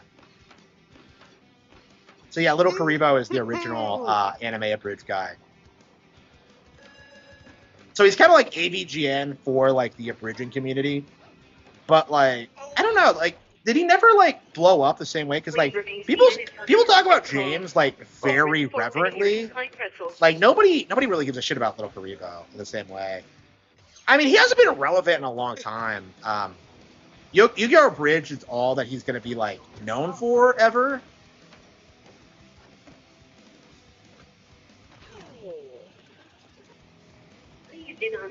So like yeah, I think once Yu-Gi-Oh! Abridged ends, that's gonna be it for him. I mean, he's 43 now, so like assuming he has enough money to like, he could probably just like stream indefinitely or something. But like, I don't know. Like I've always wondered what happens to these like internet personalities when they just like they fall off. I mean, I guess it doesn't really matter because I think as long as you have your house paid off and like you're making some income, you'll be fine. But like, I don't know. It just like, I don't know. I've seen that happen to me where like, you know, I was really worried about like not working for a long time, but like it worked out for me pretty well. I'm not really concerned at all. Honestly, like I'm kind of upset that I didn't do it for sooner because like I was always pressured into like working all the time and like working my life away and like it just wasn't worth it. No, I don't care that I have money now. Like I kind of like said that a lot, honestly, is that like I would have much rather had like friends in like a normal life than you know, becoming a millionaire like in my 30s. Like that's just kind of my mindset on it. Like at a certain point, like I thought like being a millionaire would like make me get better friends, and like I guess it did. Actually, no. How come the TS? Yeah, that has nothing to do with that. But it's like, I don't know. Like I didn't need to like waste my 20s working. You know what I mean? It just feels like a giant waste of my time. I agree. Yeah. I fucking agree. Yeah, that is 100% how I feel about it. Like, Dragon Ball Abridged like ruined Dragon Ball for a long time. Like it was like embarrassing how so many fans like genuinely knew nothing about the original material and would openly brag about like not knowing anything about the original material. Like they were straight up saying it was like a better dub than the original and that like the story was better, and it's just like you do realize it's based off like pre-existing product, right? It was unbelievably retarded. Mike Matei. I mean, Mike Matei is still relevant. Like Mike, he was able to make enough money off Cinemassacre where he was just able to like retire in his 40s, right? Like he has plenty of money, and he can go back to Cinemassacre whenever he wants. Like I think he's even been doing like work for them. I don't think he's really that retired, but like yeah, like Mike isn't going anywhere. I don't think. Well, Mike was never the personality though. It was always James.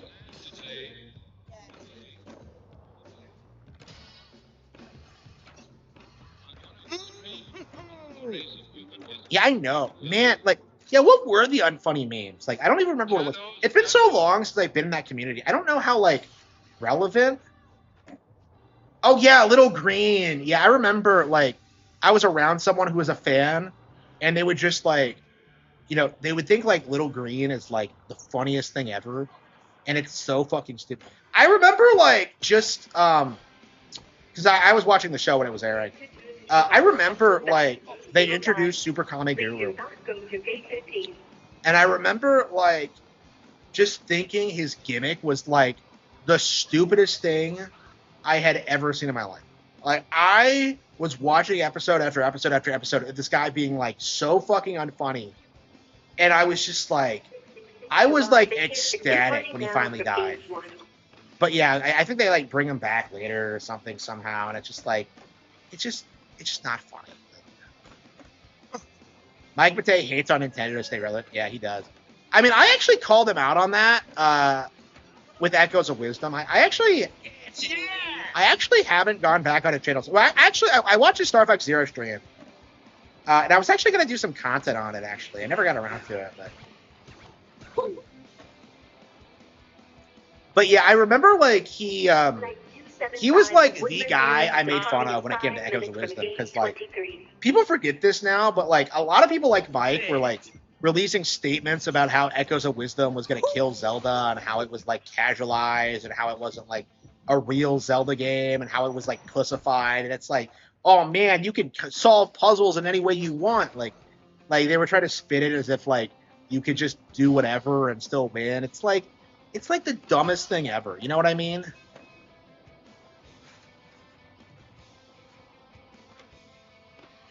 Like, it's just so unbelievably autistic. Again, Mike is, like, I bitch about Sean Malmstrom a lot, but I think Mike is probably, like, second place for me in that regard, because, like, he really does have this mindset that, like, the NES was, like, peak Nintendo, and he can't really tolerate anything. Like, it's kind of shocking how little he knows about, like, anything after the GameCube, honestly.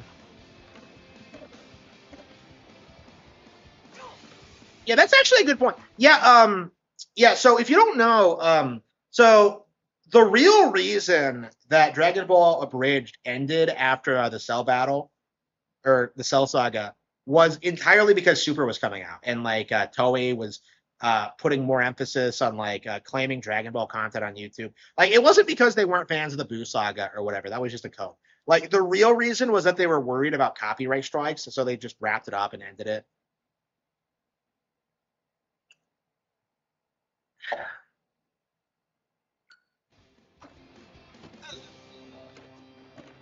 So that's why they haven't really done, like, Dragon Ball since. Mike, does he? Yeah. Well, okay, that's a base Mike. I mean, like, Mike absolutely has base takes occasionally, but, like, I don't know. That doesn't, like, take away from, like, the bullshit that, like, he's done over the years. Like I said, like, he might be the last person I've ever seen, like, I'll ever see, like, ragging on Star Fox Zero. Like, that's just not going to be a thing, I think, now that the remake's out.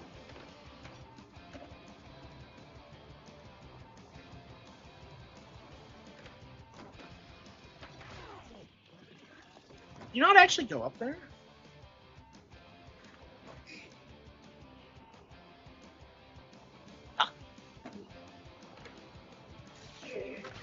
Break it over. We've been eating your mom and chicken poppers and report back to the check-in counter. It's only been 1 hour and 40 minutes. It feels like this is a way longer stream. I've been streaming a lot less lately, so, like, and making way less videos. So I'm kind of surprised that, like, my revenue hasn't gone down at all.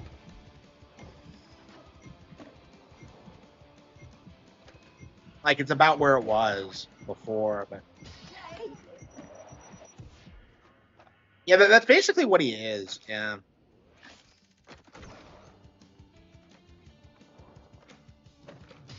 Yeah, I don't remember boomers doing that. Like, you know, you never saw Billy Mitchell come out and be like, "Oh man, Super Mario Bros. Is way lamer than Donkey Kong." Like, that didn't fucking happen.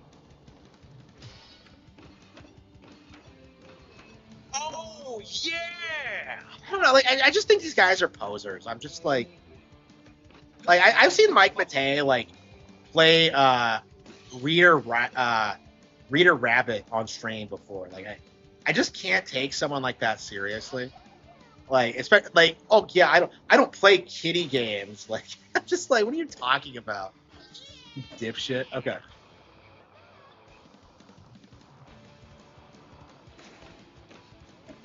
Oh yeah, speaking of base takes, like, Demish actually came out swinging against Grand Theft Auto 6.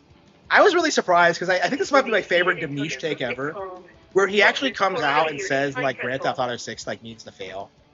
And this is something a lot of people have been saying. Like, I've been saying it, but, like, it's crazy to see so much support from these people who actually want to see Grand Theft Auto, like, go down. I think it's becoming a mainstream take. It's going to take a while before it seeps into the mainstream, but, like, I do think it's in the cards that it's going to happen by the next entry at this point.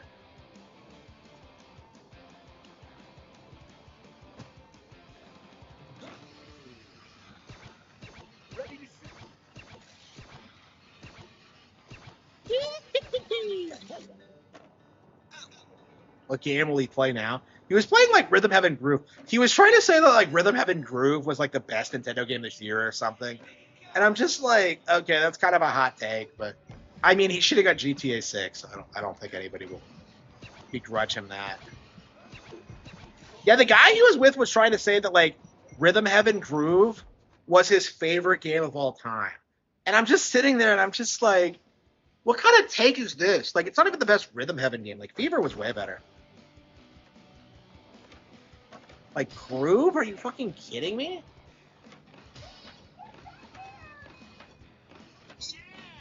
Yeah, so the thing about Grand Theft Auto 6 is that, like, people misrepresent, like, the Grand Theft Auto 5 numbers. Because, like, people really think it's, like, one of the most popular games ever made. But, like, the reality of it is the kind of person who plays Grand Theft Auto 5 or Red Dead Redemption 2, they don't play a lot of games at all. So, like, what you get is that, like, I would argue something like Fire Emblem is way more successful than Grand Theft Auto. Because what you have is, like, an RPG franchise that, like, gets regular releases, that gets all these characters, that gets all this merchandise, that does really, really well for itself. It has a dedicated fan base, as opposed to, like, Grand Theft Auto, who are kind of, like, hangers-on and are more interested in, like, oh, man, look how cool and badass it is, huh? Yeah, I'm not a fan of, like, Demisha's sidekicks. Like, I don't understand, like, where he finds these people, because they just have, like, the craziest takes. Cultural decline. I agree. I know, baby. I've said the same thing over the years. You know, I'm just having fun, like, screwing around skating. But yeah, the simple fact of the matter is, like, Grand Theft Auto 6 fans, they need Grand Theft Auto 6 to fail in order to succeed, in order to, like, validate themselves, in order to pretend they're cool guys who get pussy, I guess. Like, oh man, I'm a rapper. I listen to Eminem. Oh, he's the greatest rapper. Oh, like, we're breaking cultural stereotypes. Oh, I'm not racist. Oh, like, it's just like, 194 to Austin. We have a passenger attempting to sneak an armadillo aboard. will society ever admit that Eminem was never good?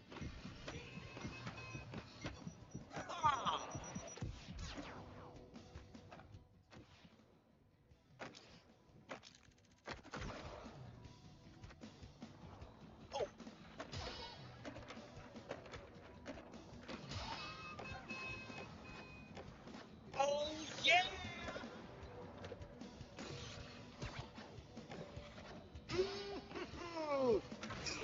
I should get pajamas.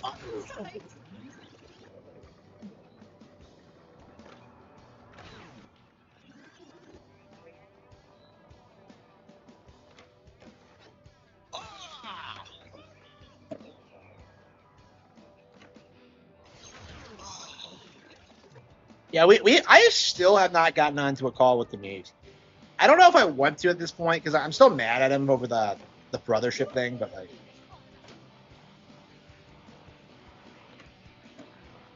yeah, I think we're done.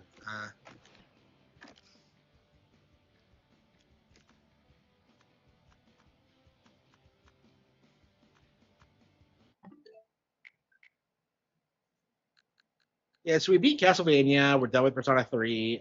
What now? We're taking a break from Grand Blue. Overwatch? Yeah, I think Ninja Gaiden Segway is going to be our next game, actually.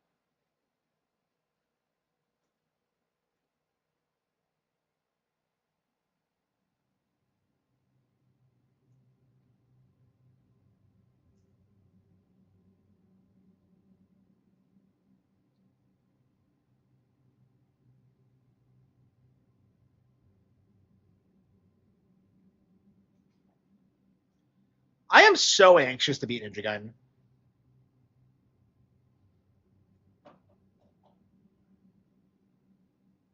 Yeah, rap music fell off pretty quickly. Like, I think because, like, among white people, it just suddenly started being, like, cringe. Because, like, I think after 2020, people just started seeing, like, blacks as not being cool people.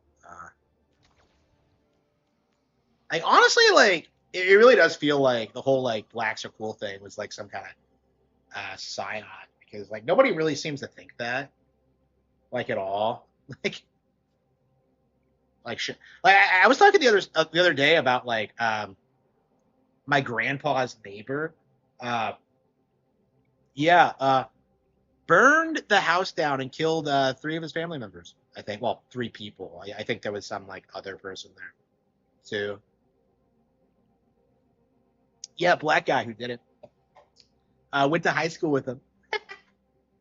Apparently, I don't remember him, but like,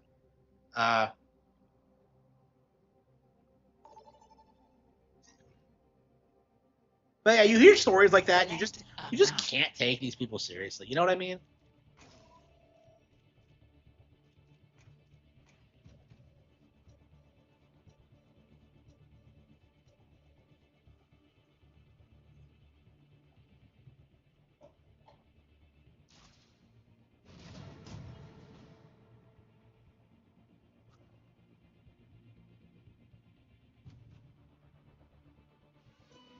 Welcome to Esperanza.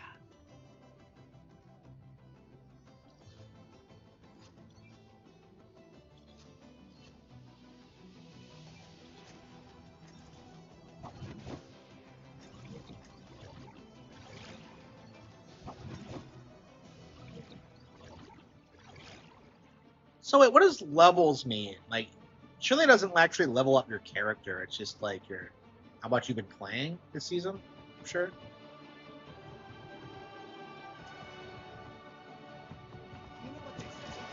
Just go with the flow. Is that a bow and arrow? Yes. Are firearms not to your taste? Too simple.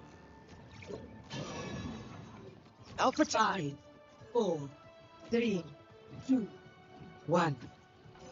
Objective. So you're telling me these characters are like fighting each other all the time in these death matches, and yet like no one dies? I'm just very confused. So you're telling me that like nobody dies, like ever, and they just endlessly just it doesn't make any sense.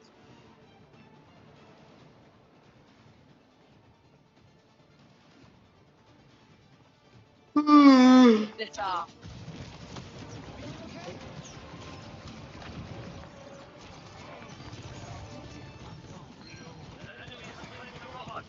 Stop their barricade. No worries, I got you. What? Oh, I thought I was healing.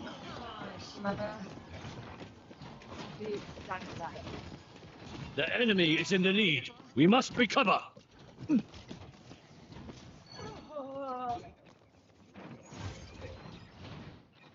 What's your objective? Count on me.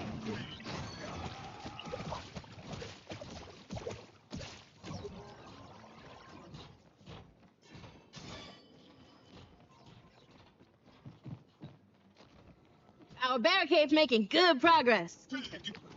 Oh wait, it's that thing in Splatoon where you have the tower control. Only instead of a tower control, you the original Link's Awakening. Yeah, when I heard him talking about this, like he really hyped up Link's Awakening. Yeah, that's obviously retarded. As Anran would say. Like I said, like Mike's not serious. They took like, the robot? He's not someone you Not should on my listen watch. to. He's not. Polepanya. He doesn't know a lot about games. Like yeah, you should make fun of him. Like fuck him. Yeah, like not liking Link's Awakening is just that is a massive red flag for a Zelda fan, I think.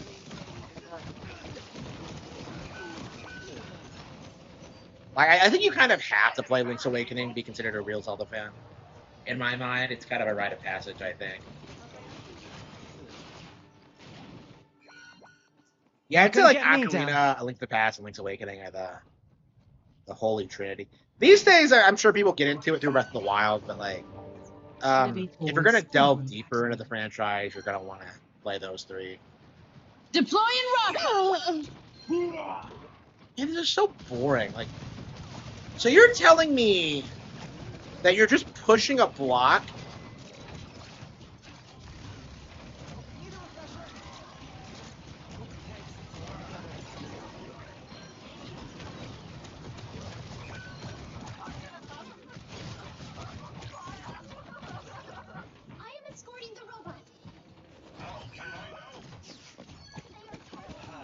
It's just fucking stupid.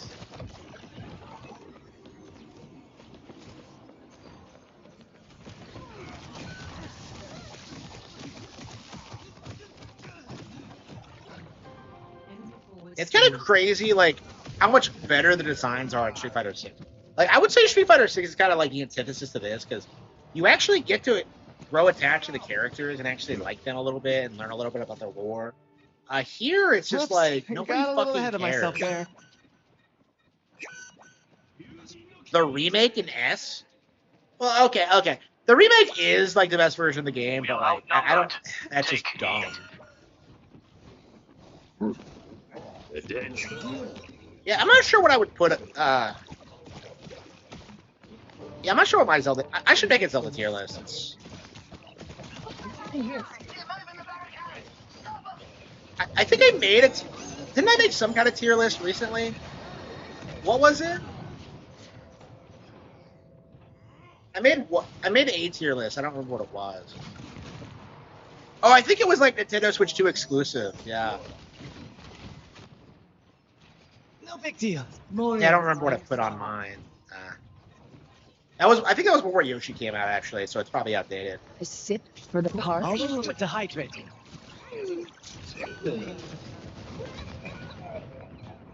Yeah, like, I've said this several times already, but it's like, it is embarrassing how much better Splatoon is this. To do that. And, like, Splatoon came out a year before, right? So, like, Splatoon beat it to market, it had a better concept, it had better characters. And yet the West wanted you to think that this was, like, the hot new thing when it just wasn't. Like, this won Game of the Year. Like, it's really easy to forget that, considering where the game is now, but, like...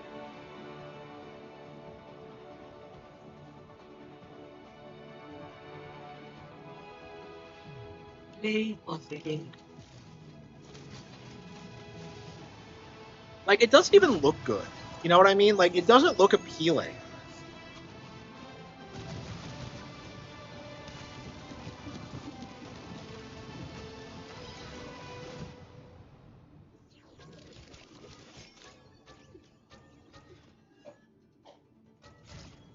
Yeah, I think we're done. Like, I think I've played enough.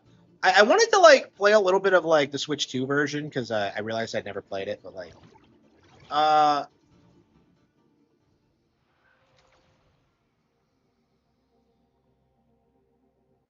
Yes. Oh, yeah, Overwatch is way... Yeah. StarCraft's way better. Yeah, I've played a lot of StarCraft over the years. No interest in ever playing Overwatch. Like, it's just a complete joke of an IP. There's nothing of value here. It's just bad.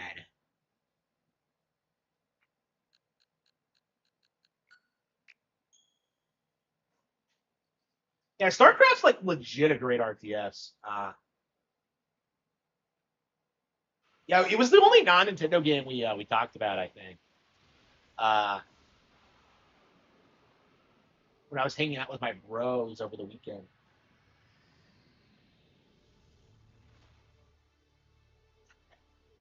Yeah, StarCraft was fucking awesome. Yeah, I wonder if, like, younger players even care about it, because it just feels like it just fell off Diablo 2. I have never played Diablo 2. I imagine I would not care about it.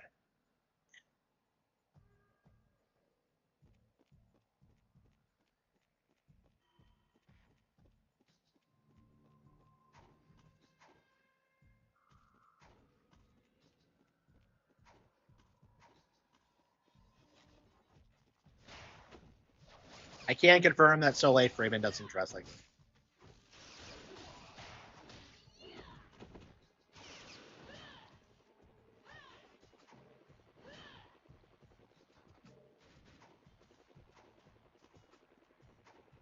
I don't think I've ever done a character that, like...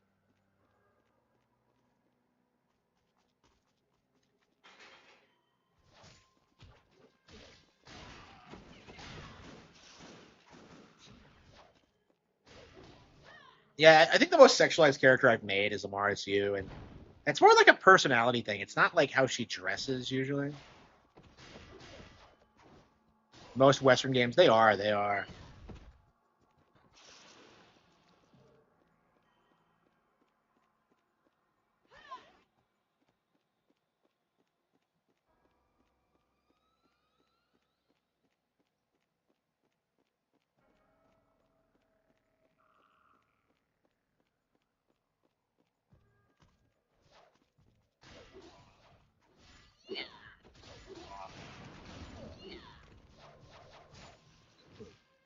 I'm not a fan of playing as Rachel. Yeah, so I think that's why like Blizzard is so venerated, because you gotta be kidding me. I just had to pick up a key. Unbelievable. Yeah, Blizzard used to be like put on a pedestal because of the PC gaming thing, because people thought that they were gonna be able to. Oh, come on, this doesn't trigger when you first go to. People thought they would destroy Nintendo, right? It was gonna be them and like Baldur's Gate and like Ultima. I don't think it fallen off yet. When did Ultima 9 come out? I think it was a 2000 product. I'll have to look it up. But like,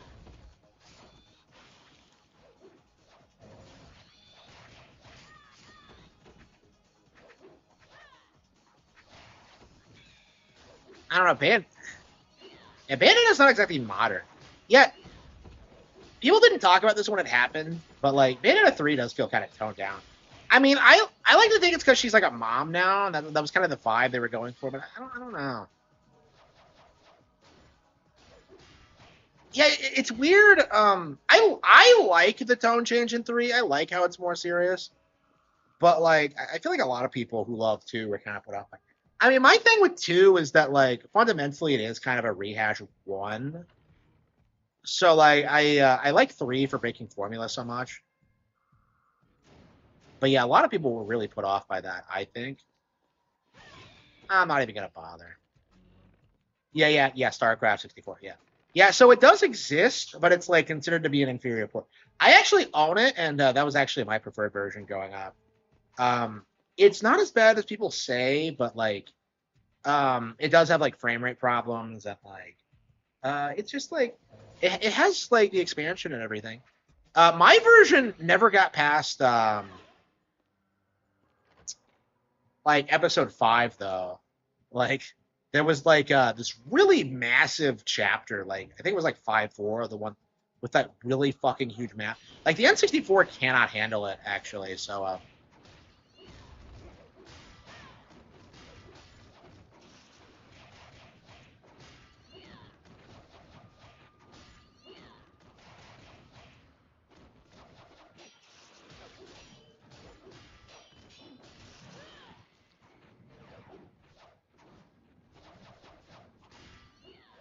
yeah, I'm not a fan of Rachel's playstyle.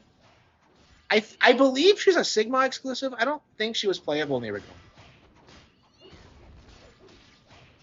And is it just me, or does the game look better on like black? Because like I think there's just this weird like low quality to ish to it now. It's a really weird game because of like how it's like superficially like the exact same thing as black, and yet like it's just so stupid in others.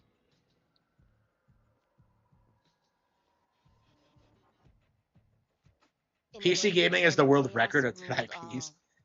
Yeah, even Doom's dead now. Like it came out and said that like we straight up cannot produce new Doom games now because of the Microsoft layoffs. So Dark Ages is going to be it. Then there were the twin fiend sisters. Did they even get like the DLC out? Like people were not talking about like how the bloodline they began invited the awakening. Yeah, I don't understand why Ninja Gaiden Black is so like irreplaceable. It has like the best AI in any action game ever. It has the most sophisticated combat system. It has the best difficulty in any game ever, I would say. Like I don't understand why it's so perfect at everything it does. But like I don't understand why they can't re-release it. Like I don't get it. I'm sure it's going to be available on PC eventually. I'll get it when it does. If not, I'll just get like a Series X. But it's like Rookie Hunter, really? I love how short that chapter is. Like,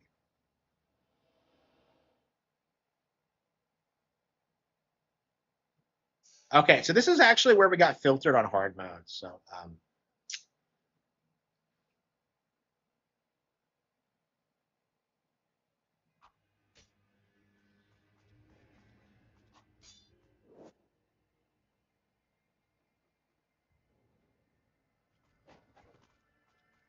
why are we listening to a Yana of all people? It's like my mindset. I have not played 2 Black. And I'm not familiar with Ninja Gaiden 2 at all, so I can't really say. I've never played any of the versions. So like I don't really know. Fighting game dev. Is that really all there is to it? Well, the thing is, like, fighting games tend to have pretty bad AI too. They tend to just like do things that like other like that human players can't do. I don't know. Like I always have felt Dead or Alive is actually quite a bit better than most fighting games because of like how it understands like balance and difficulty and like how to handle and stuff. Okay.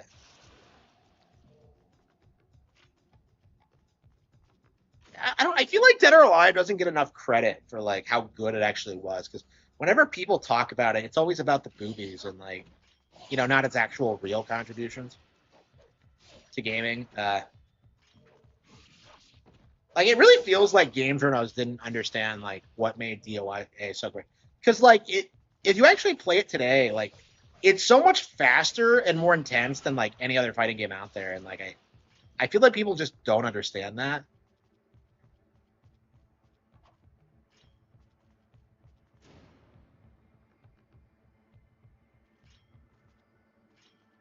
Yeah, I mean, action games can be pretty bad. Like I remember playing Resident Evil Requiem, and I was kind of shocked at like that section when like those guys sweep into the room and like fight Leon.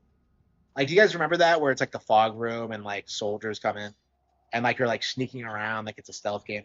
Like I was playing that, I'm just like, this is fucking bullshit. Like, what the hell am I like doing?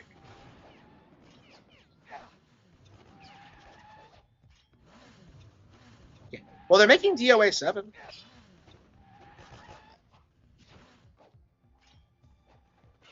Yeah, I agree. Like, I was way more into like Soul Calibur than I was DOA. Like, I still think like the Soul Calibur chicks are way hotter than anyone in. Okay, maybe not anyone, but like a good chunk of like the DOA cast.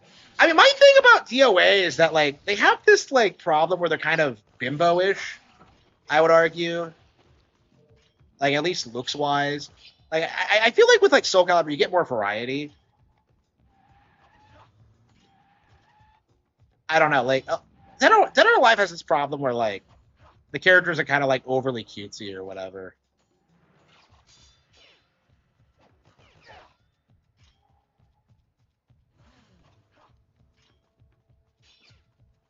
Like that DOA 4 ending where like Hitomi's like cooking or whatever. It's like cute as fuck, but I'm just like this is like a fighting game.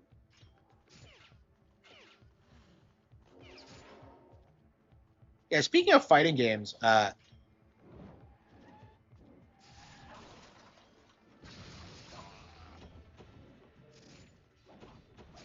are we gonna get all of the DOA games on Switch? Because like I've been hyping them up for so long. I'm just kind of like, fuck yeah, I'm ready to play it again. And like, well, I haven't just like it's not available on my console. The character clothes break off as you're fighting. Yeah, I never played 4 or 5. I don't think that happened at 6. I have played 6, which I hated. I don't know. Does anyone care about Soul Calibur 4 though? Like I remember like playing the demo and just being like flabbergasted that they put fucking Darth Vader in it. I was just like, I was so pissed. I was just like, what the fuck is this? This is like, we used to have cool characters like Link, and now we have like faggot ass Darth Vader.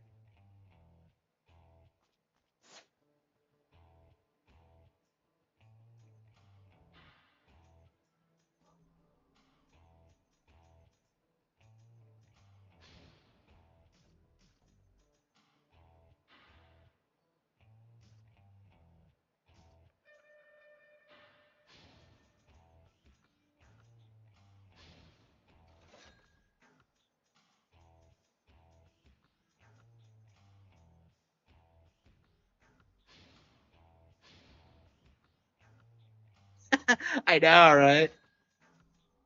Yeah, it's kind of crazy how like the narrative for a long time was that like Geralt of Rivia was like, wait, we don't have Flying Swallow yet?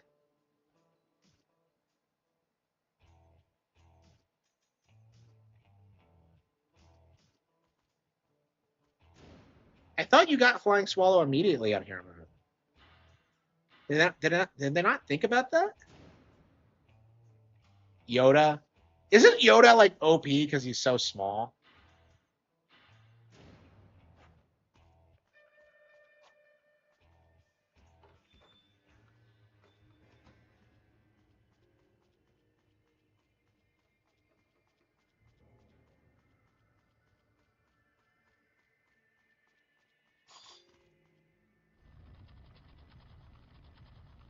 Yeah, but yeah, I never played Soul Calibur 3 or 4, even though I've always really wanted to. They just didn't release on real console.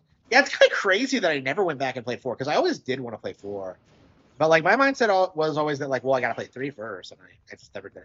I know nothing about 3. I know more about 4 than I know about 3. 4 has always really interested me as a fan, and I guess I am a fan of Soul Calibur because I love 2 so much. But like,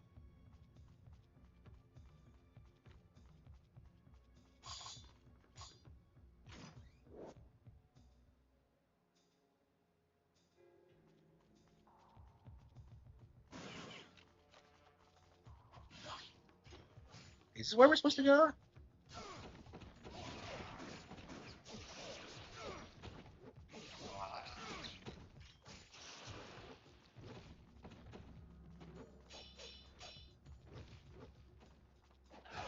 Yeah, 5's like notoriously shitty, isn't it? Yeah, I've heard people like talk about how bad 5 is. Like, I think it replaced like most of the cast or whatever. It tried to do that like next gen thing, like it was Tekken 3 or some shit. No, 4 is the one that did that. Then isn't it? Yeah, I don't think we're supposed to go back this way.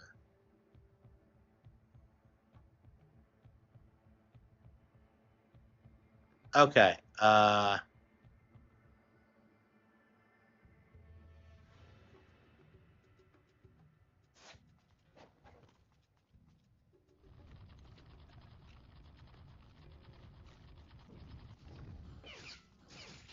Where are these guys coming from? 5, yeah. Yeah, the thing about 5 that gets me is that there's a character named Pyra in it. And I'm just kind of like, so this is a Xenoblade 2 thing? I'm just kind of like, really? It's crazy how like Sophitia is like married in Soul Calibur 2. I didn't even really think about that like growing up, but that is kind of crazy, isn't it? That like characters straight up get married and have children. Like that she got married and had children in between games. That's just like fucking crazy to me. Like you would never see that nowadays.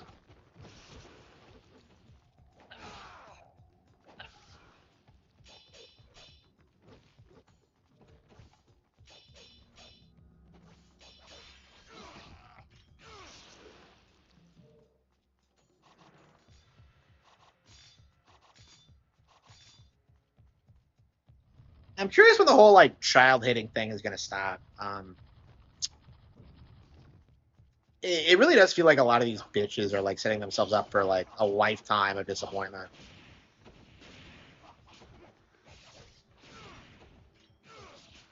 Yeah, I think it is. Yeah, Mithra. I think Mithra is actually like an actual Greek mythological term. I don't know about Pyra though.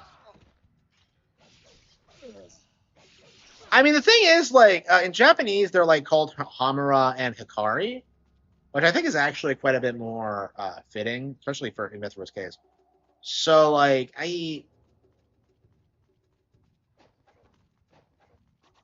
boobs weren't that big.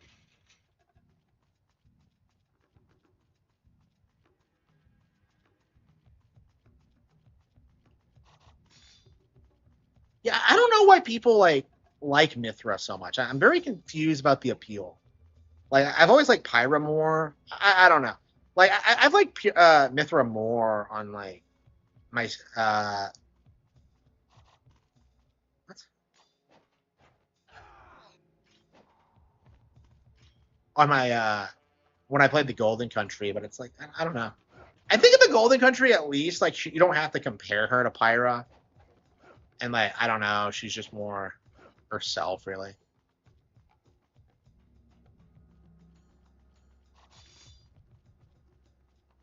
What the hell am I doing? Oh no, shit. Where the hell am I supposed to go?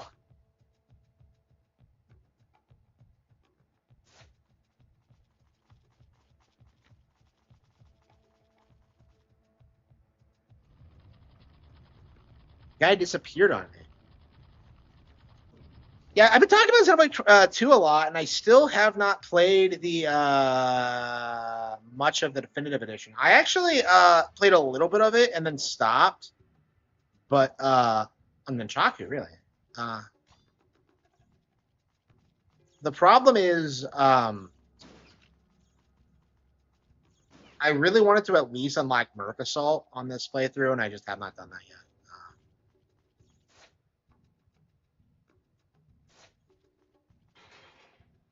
How do you open this fucking door?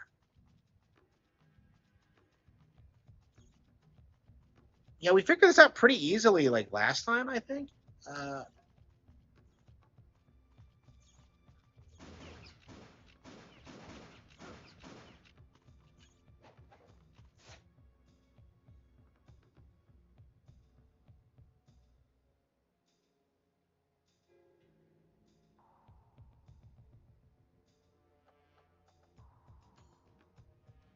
Oh, I see. They intersect. Okay. Okay. Oh, we hadn't gone through this door. Okay. Okay. Okay. So, like, we got. Okay. Yeah, I agree. I don't like that either. I mean, they get better about that as they go on. I don't remember that much happening much with 3 at all, but.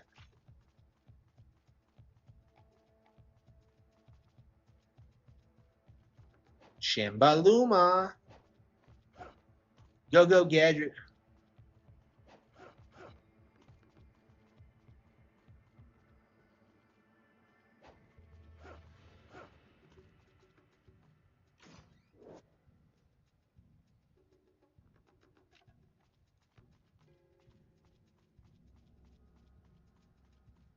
Yeah, I don't like that either.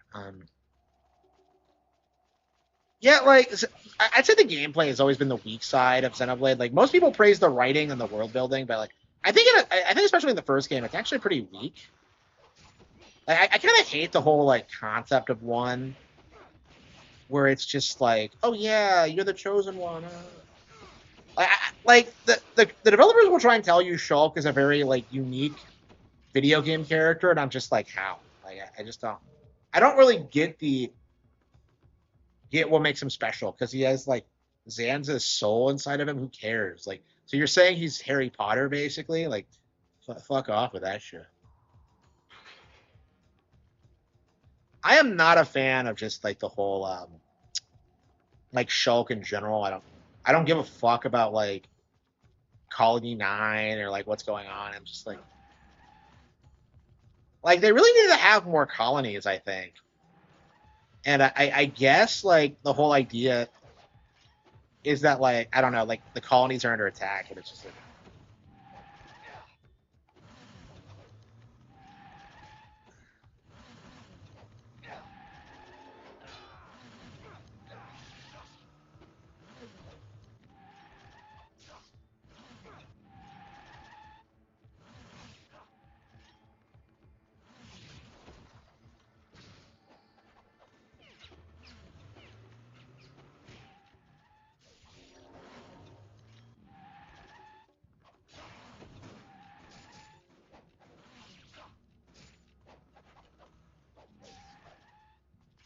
until you actually understand the combat. Yeah, why do I struggle so much with these bikers? Like, what? There we go, got him.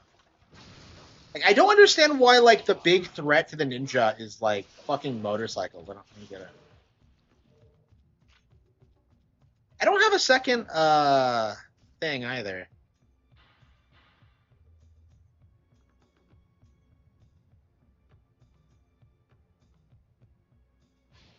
Oh, here we go.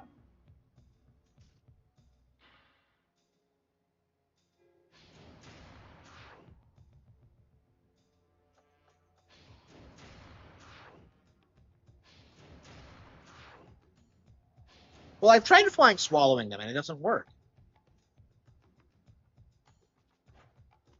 The GTA 4 DLC? Yeah, I don't remember that. I've never played the DLC.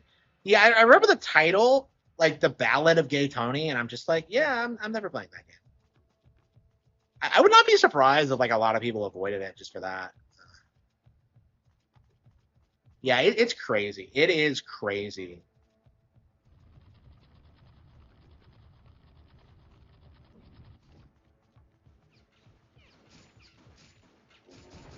Yeah, you use so many healing items in this. It's kind of overwhelming, I think.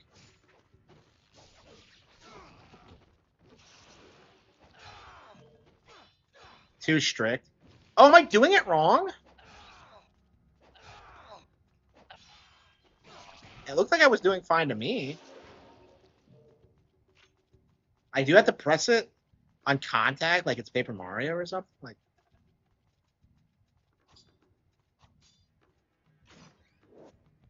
Key of Pegasus. Yeah, when you're actually playing on a lower difficulty, the game's really not that long at all.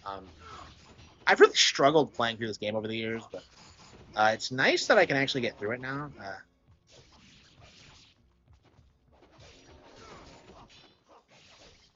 I mean, one of these days I'm definitely gonna get through Black, but it's just one of those things that like I feel like I really needed to ease myself into it because like I've just been so preoccupied with beating it and like needing to like do it that I've just kind of like just haven't really been enjoying the game and haven't really gotten into it and haven't like gone through that process of learning how it works or anything. And it's just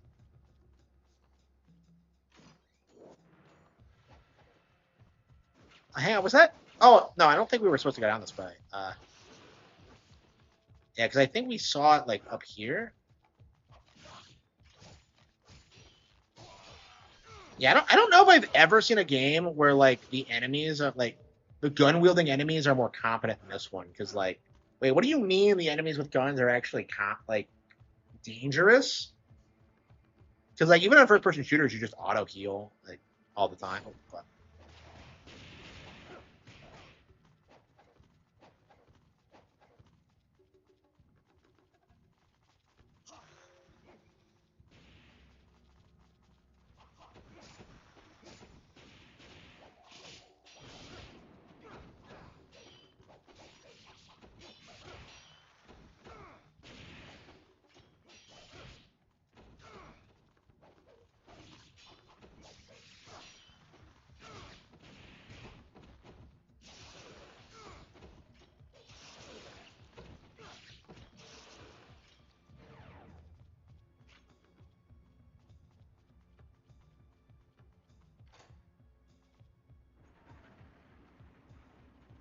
is it really? Wow.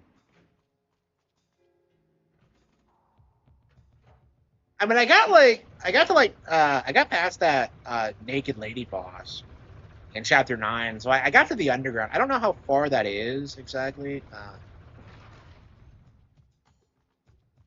But I couldn't have just thrown a rope in and just pulled it down. I had to open the door. Like, come on. Surely there was a better way to do that.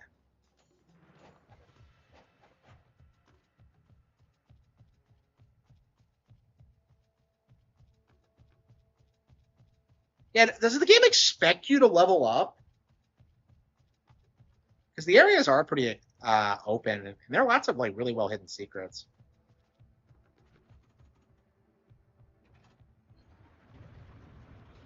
What the hell is the point of that?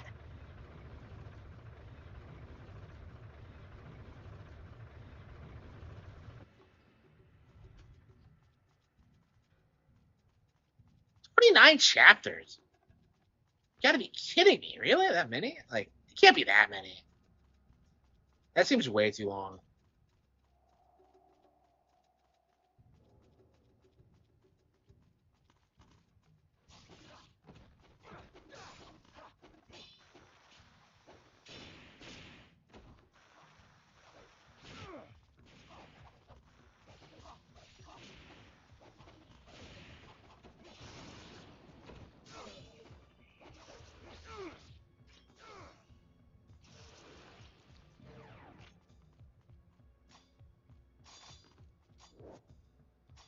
This is actually where we got filtered on hard. So yeah, we finally got through it.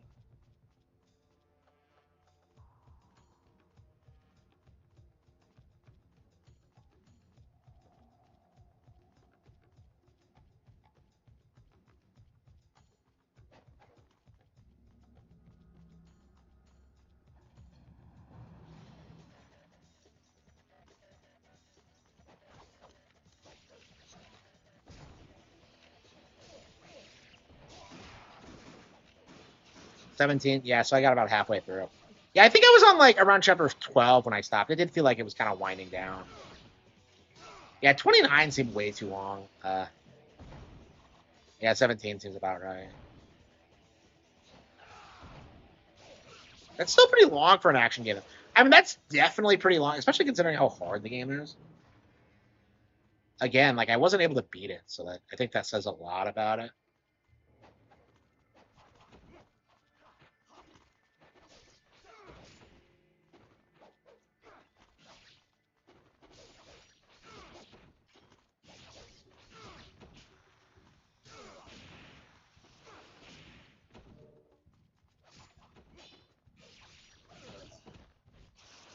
Zelda influence. Yeah, Itagaki was a Zelda fan. Huh?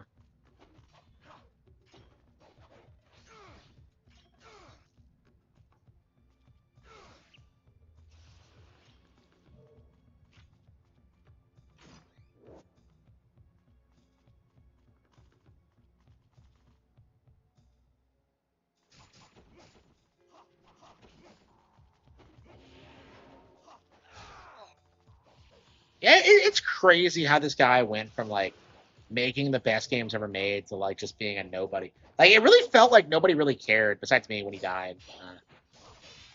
Like I was genuinely upset by it.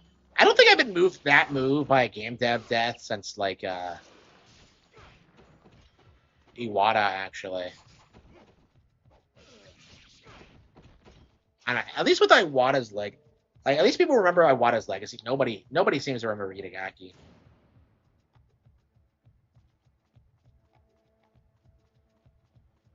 Okay. Okay, I think it's right down here, and we are gonna be I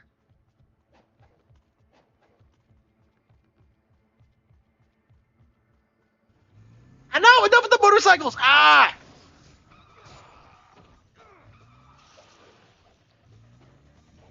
Wait, do they have additional guns? Oh, they have sidecars. I was like, wait, what? This wasn't a thing on hard mode, was it? I don't remember them having sidecars.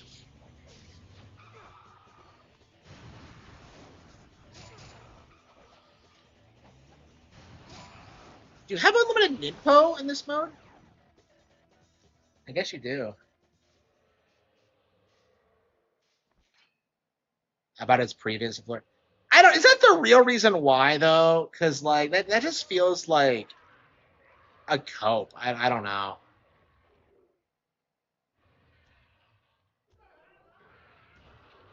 I don't know.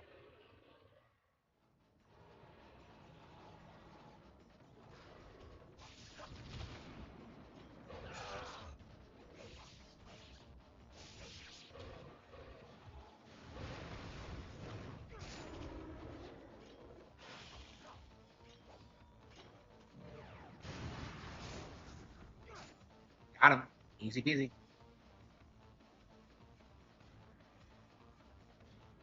Yeah, I couldn't beat this on hard. Bad. So what exactly are you?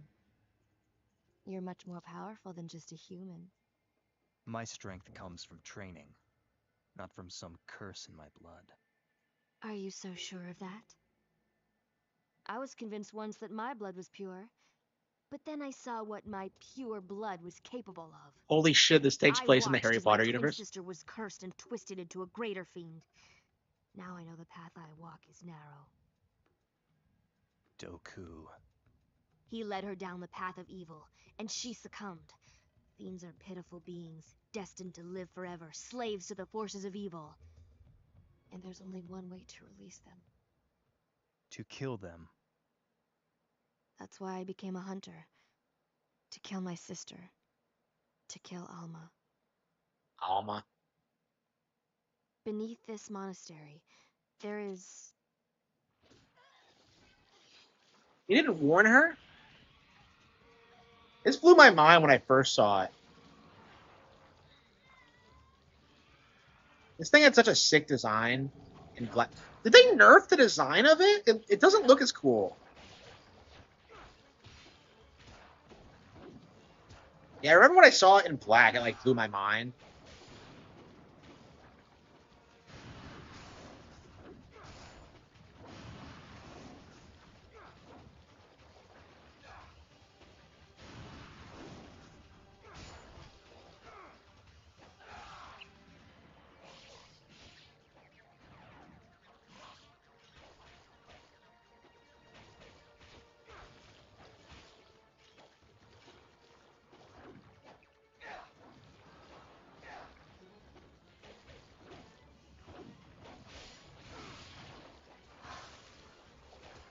Yeah, I'm curious what else they nerfed.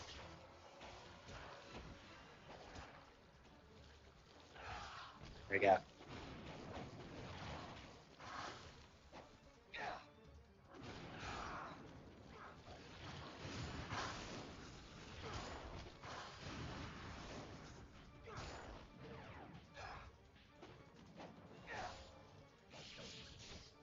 This is a really hard fight too.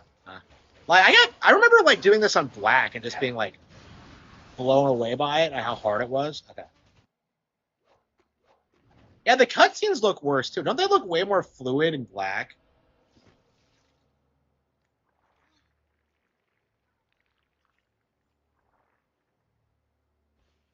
Was that a fiend as well? I've never seen one like that before. Something strange. So many of them. Ayane. What if Ayane is here? Like, how did Ayane get into the country?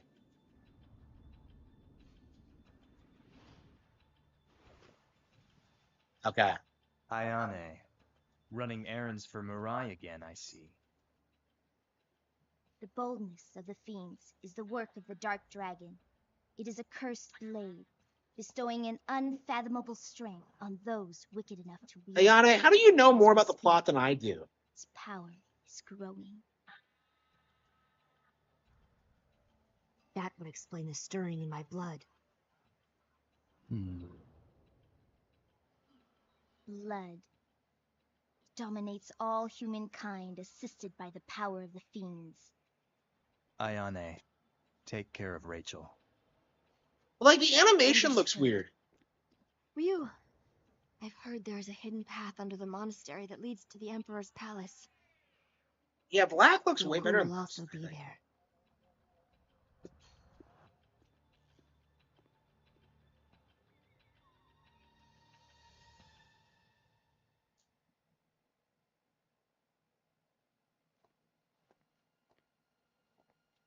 Gamoff.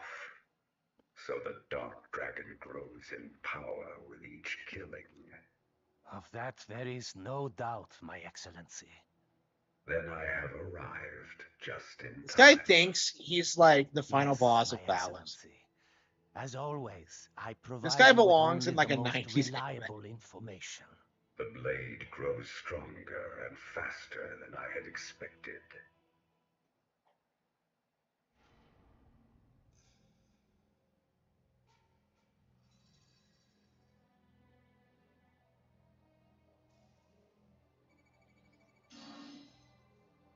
Okay. Lesser ninja.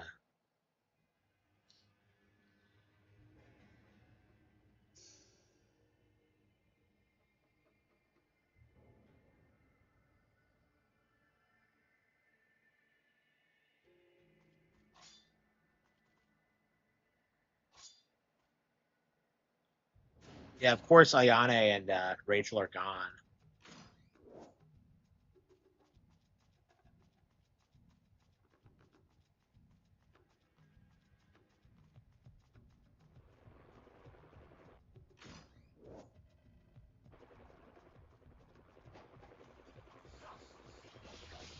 Thrones? What the hell is this?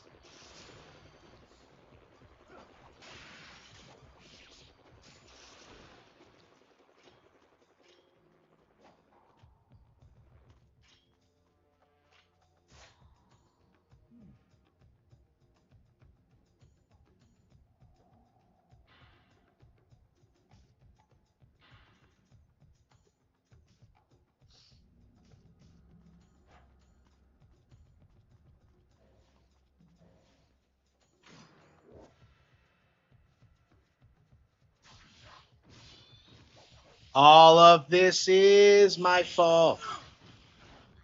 Rachel. The cutscenes are pre-rendered.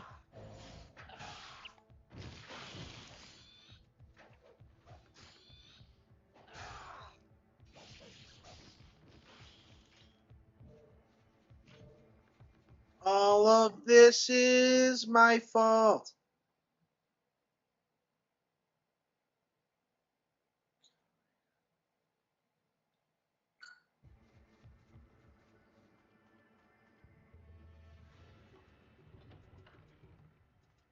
You can actually backtrack quite a lot in this game.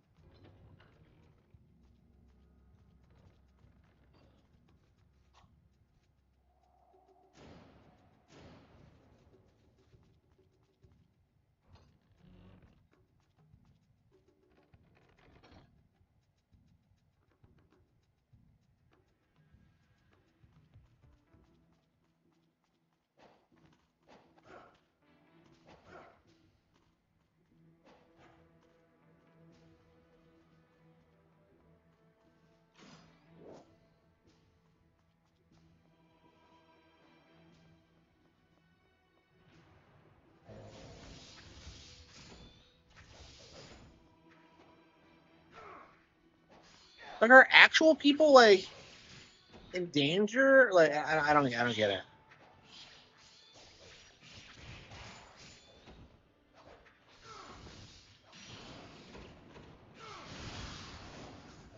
How?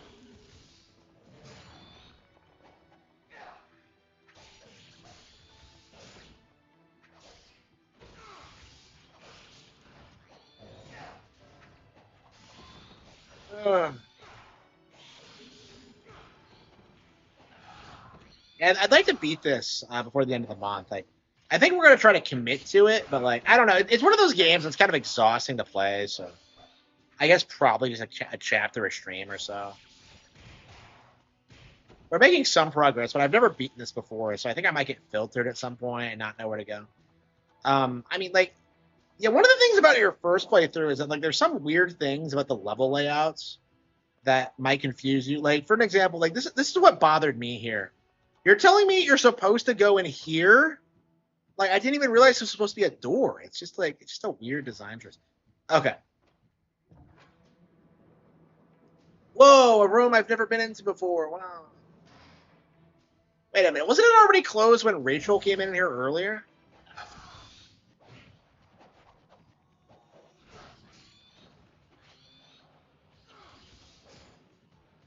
Church doesn't know anything. Okay. So what is this a monastery to? Is it a Christian monastery? Is it like worshiping the demons? Like what's the deal here?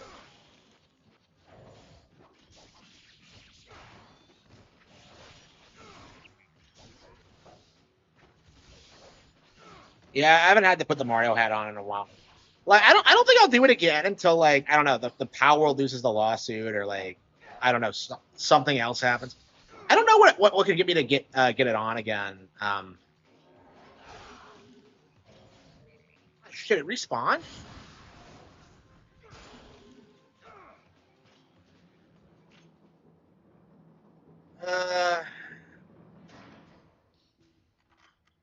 Yeah, I think I'm ready to call it quits or play something else.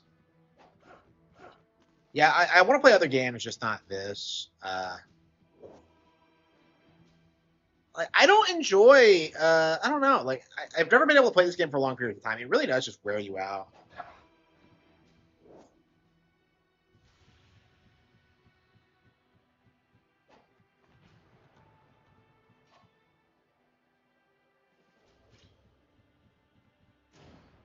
I believe you have to like.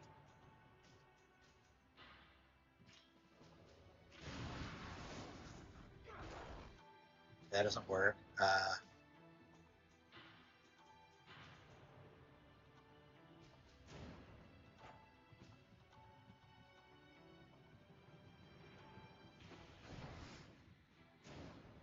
Okay.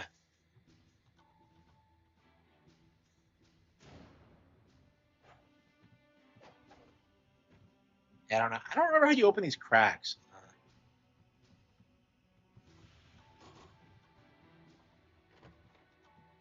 Yeah, I think we're just gonna save it. And yeah, I love the environments in this game. They're gorgeous.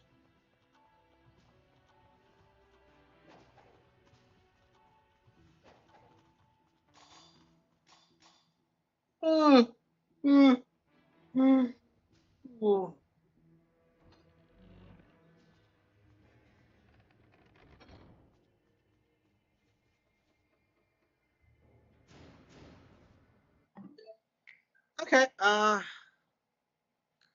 That's that for now. Should we...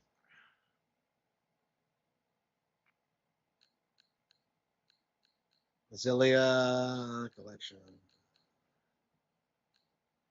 Oh, there's nothing else I really want to play right now, honestly. I guess Sigma's going to be a priority. Yeah, I think I'm ready to call it quits. Yeah, I think it's best to just play one game at a time until we beat it, and then just kind of move on.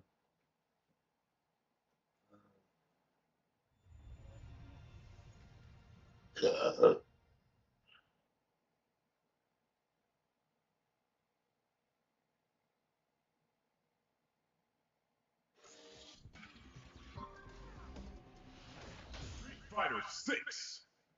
Ugh.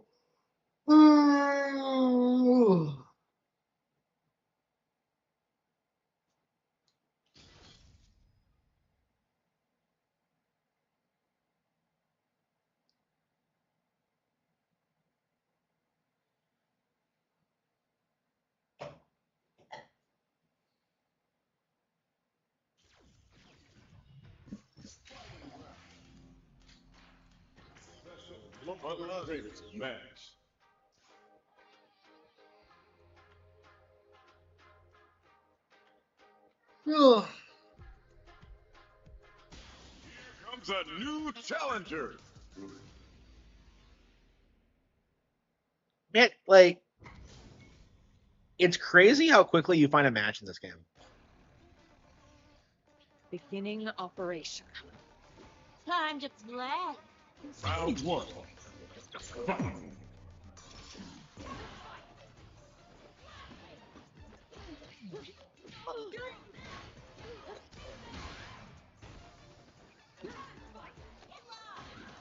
So why does DSP hate Cammy again?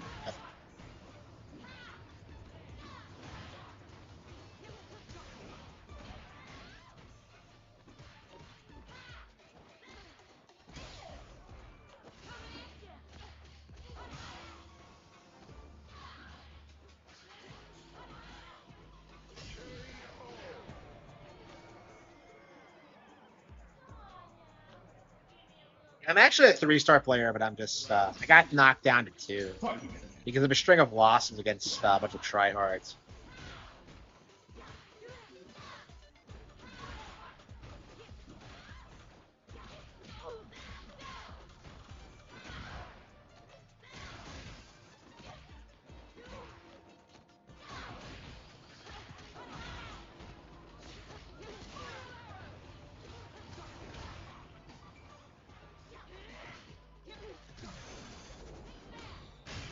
Got her. It's Judy.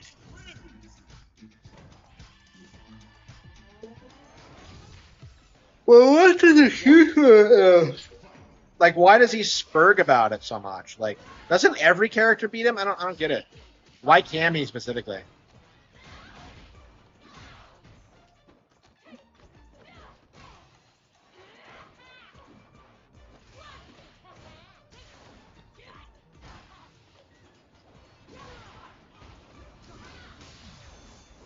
I can't believe I pulled that off, honestly.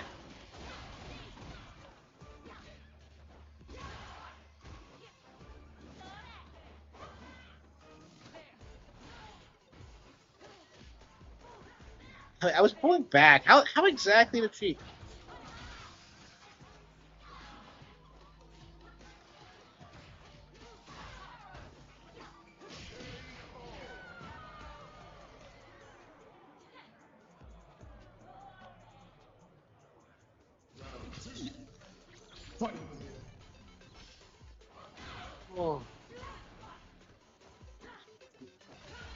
Yeah, she's not a great player.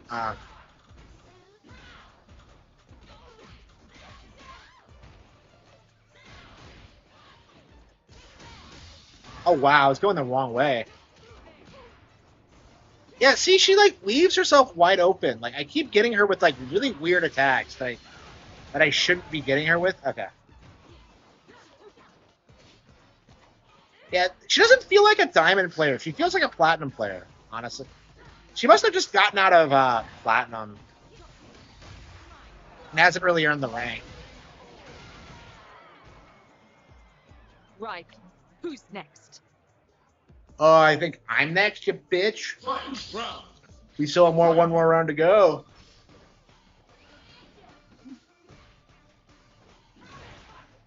Yeah, I'm so tired. I'm playing like an idiot.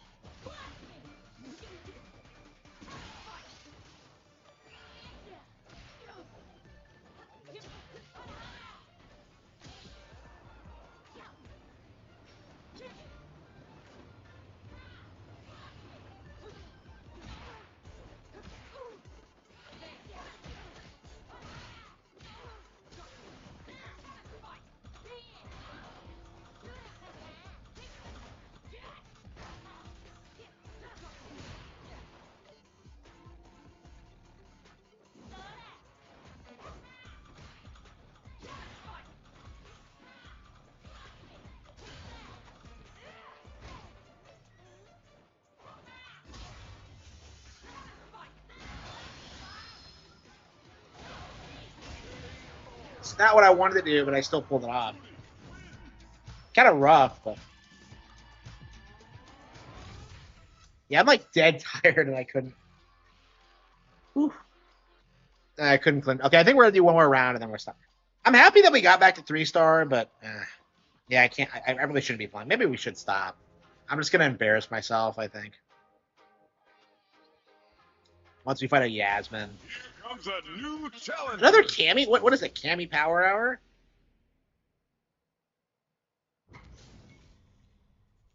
Pretending. Let's do this. Diamond. Yeah, she must be like. I think they sometimes give you more XP if you play certain characters. So. I think a lot of Cammy noobs are playing tonight. Okay.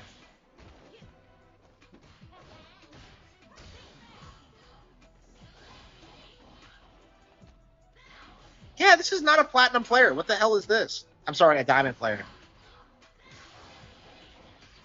Yeah, why am I kill? Like, it's so weird how you get these like weird streaks where you start like inexplicably killing it, even when like you're like objectively playing like shit, like I am right now. Like I'm not playing very well at all, and yet like I'm stomping.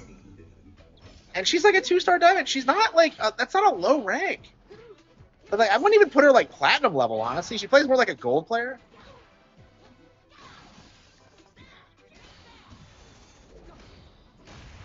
Yeah, rank is like super unreliable in Street Fighter because like I feel like a lot of people get the rank through like just beating a bunch of people on like the new challenger mode, and like they don't really earn their rank, so they don't know how the player works. Like I don't think I'm a platinum level with like Yasmin or Manon yet, and yet I still got it just by virtue of knowing how to play the game.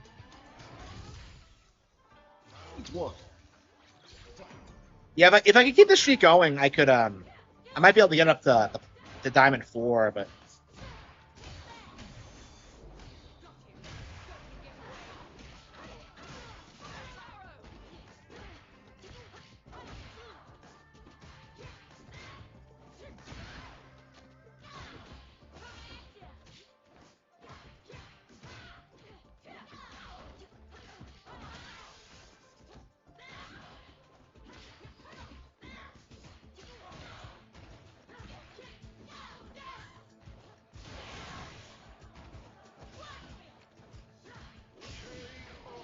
I get her? Yes, barely. Yeah, that's yeah, four wins in a row is not bad. Like if I get 6 more, I should be able to start like jumping up the rates. At least securing my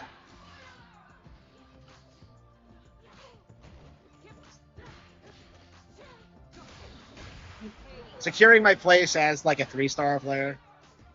Because that's been a problem lately, is that I just keep getting like wrecked. I think that the Yasmin players were like way higher ranked. That might be all this is that like the less skilled players are coming back on now that like the Yasmin hype is over, but because I was getting destroyed like after Yasmin came out.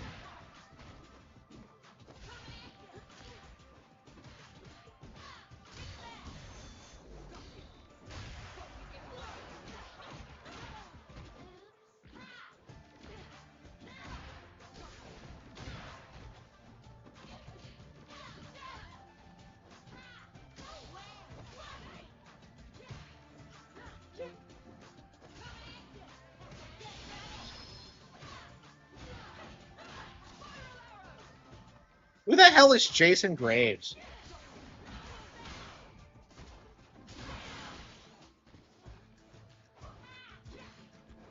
Damn it. Okay. Yeah, I shouldn't have lost that. Yeah, so much for my easy win.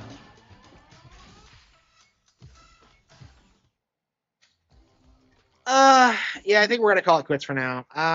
Yeah, I'm just too tired to continue. I am gonna end the stream. I don't know. I think probably have a little snack, then go to bed. I'll probably stream tomorrow morning. I don't know.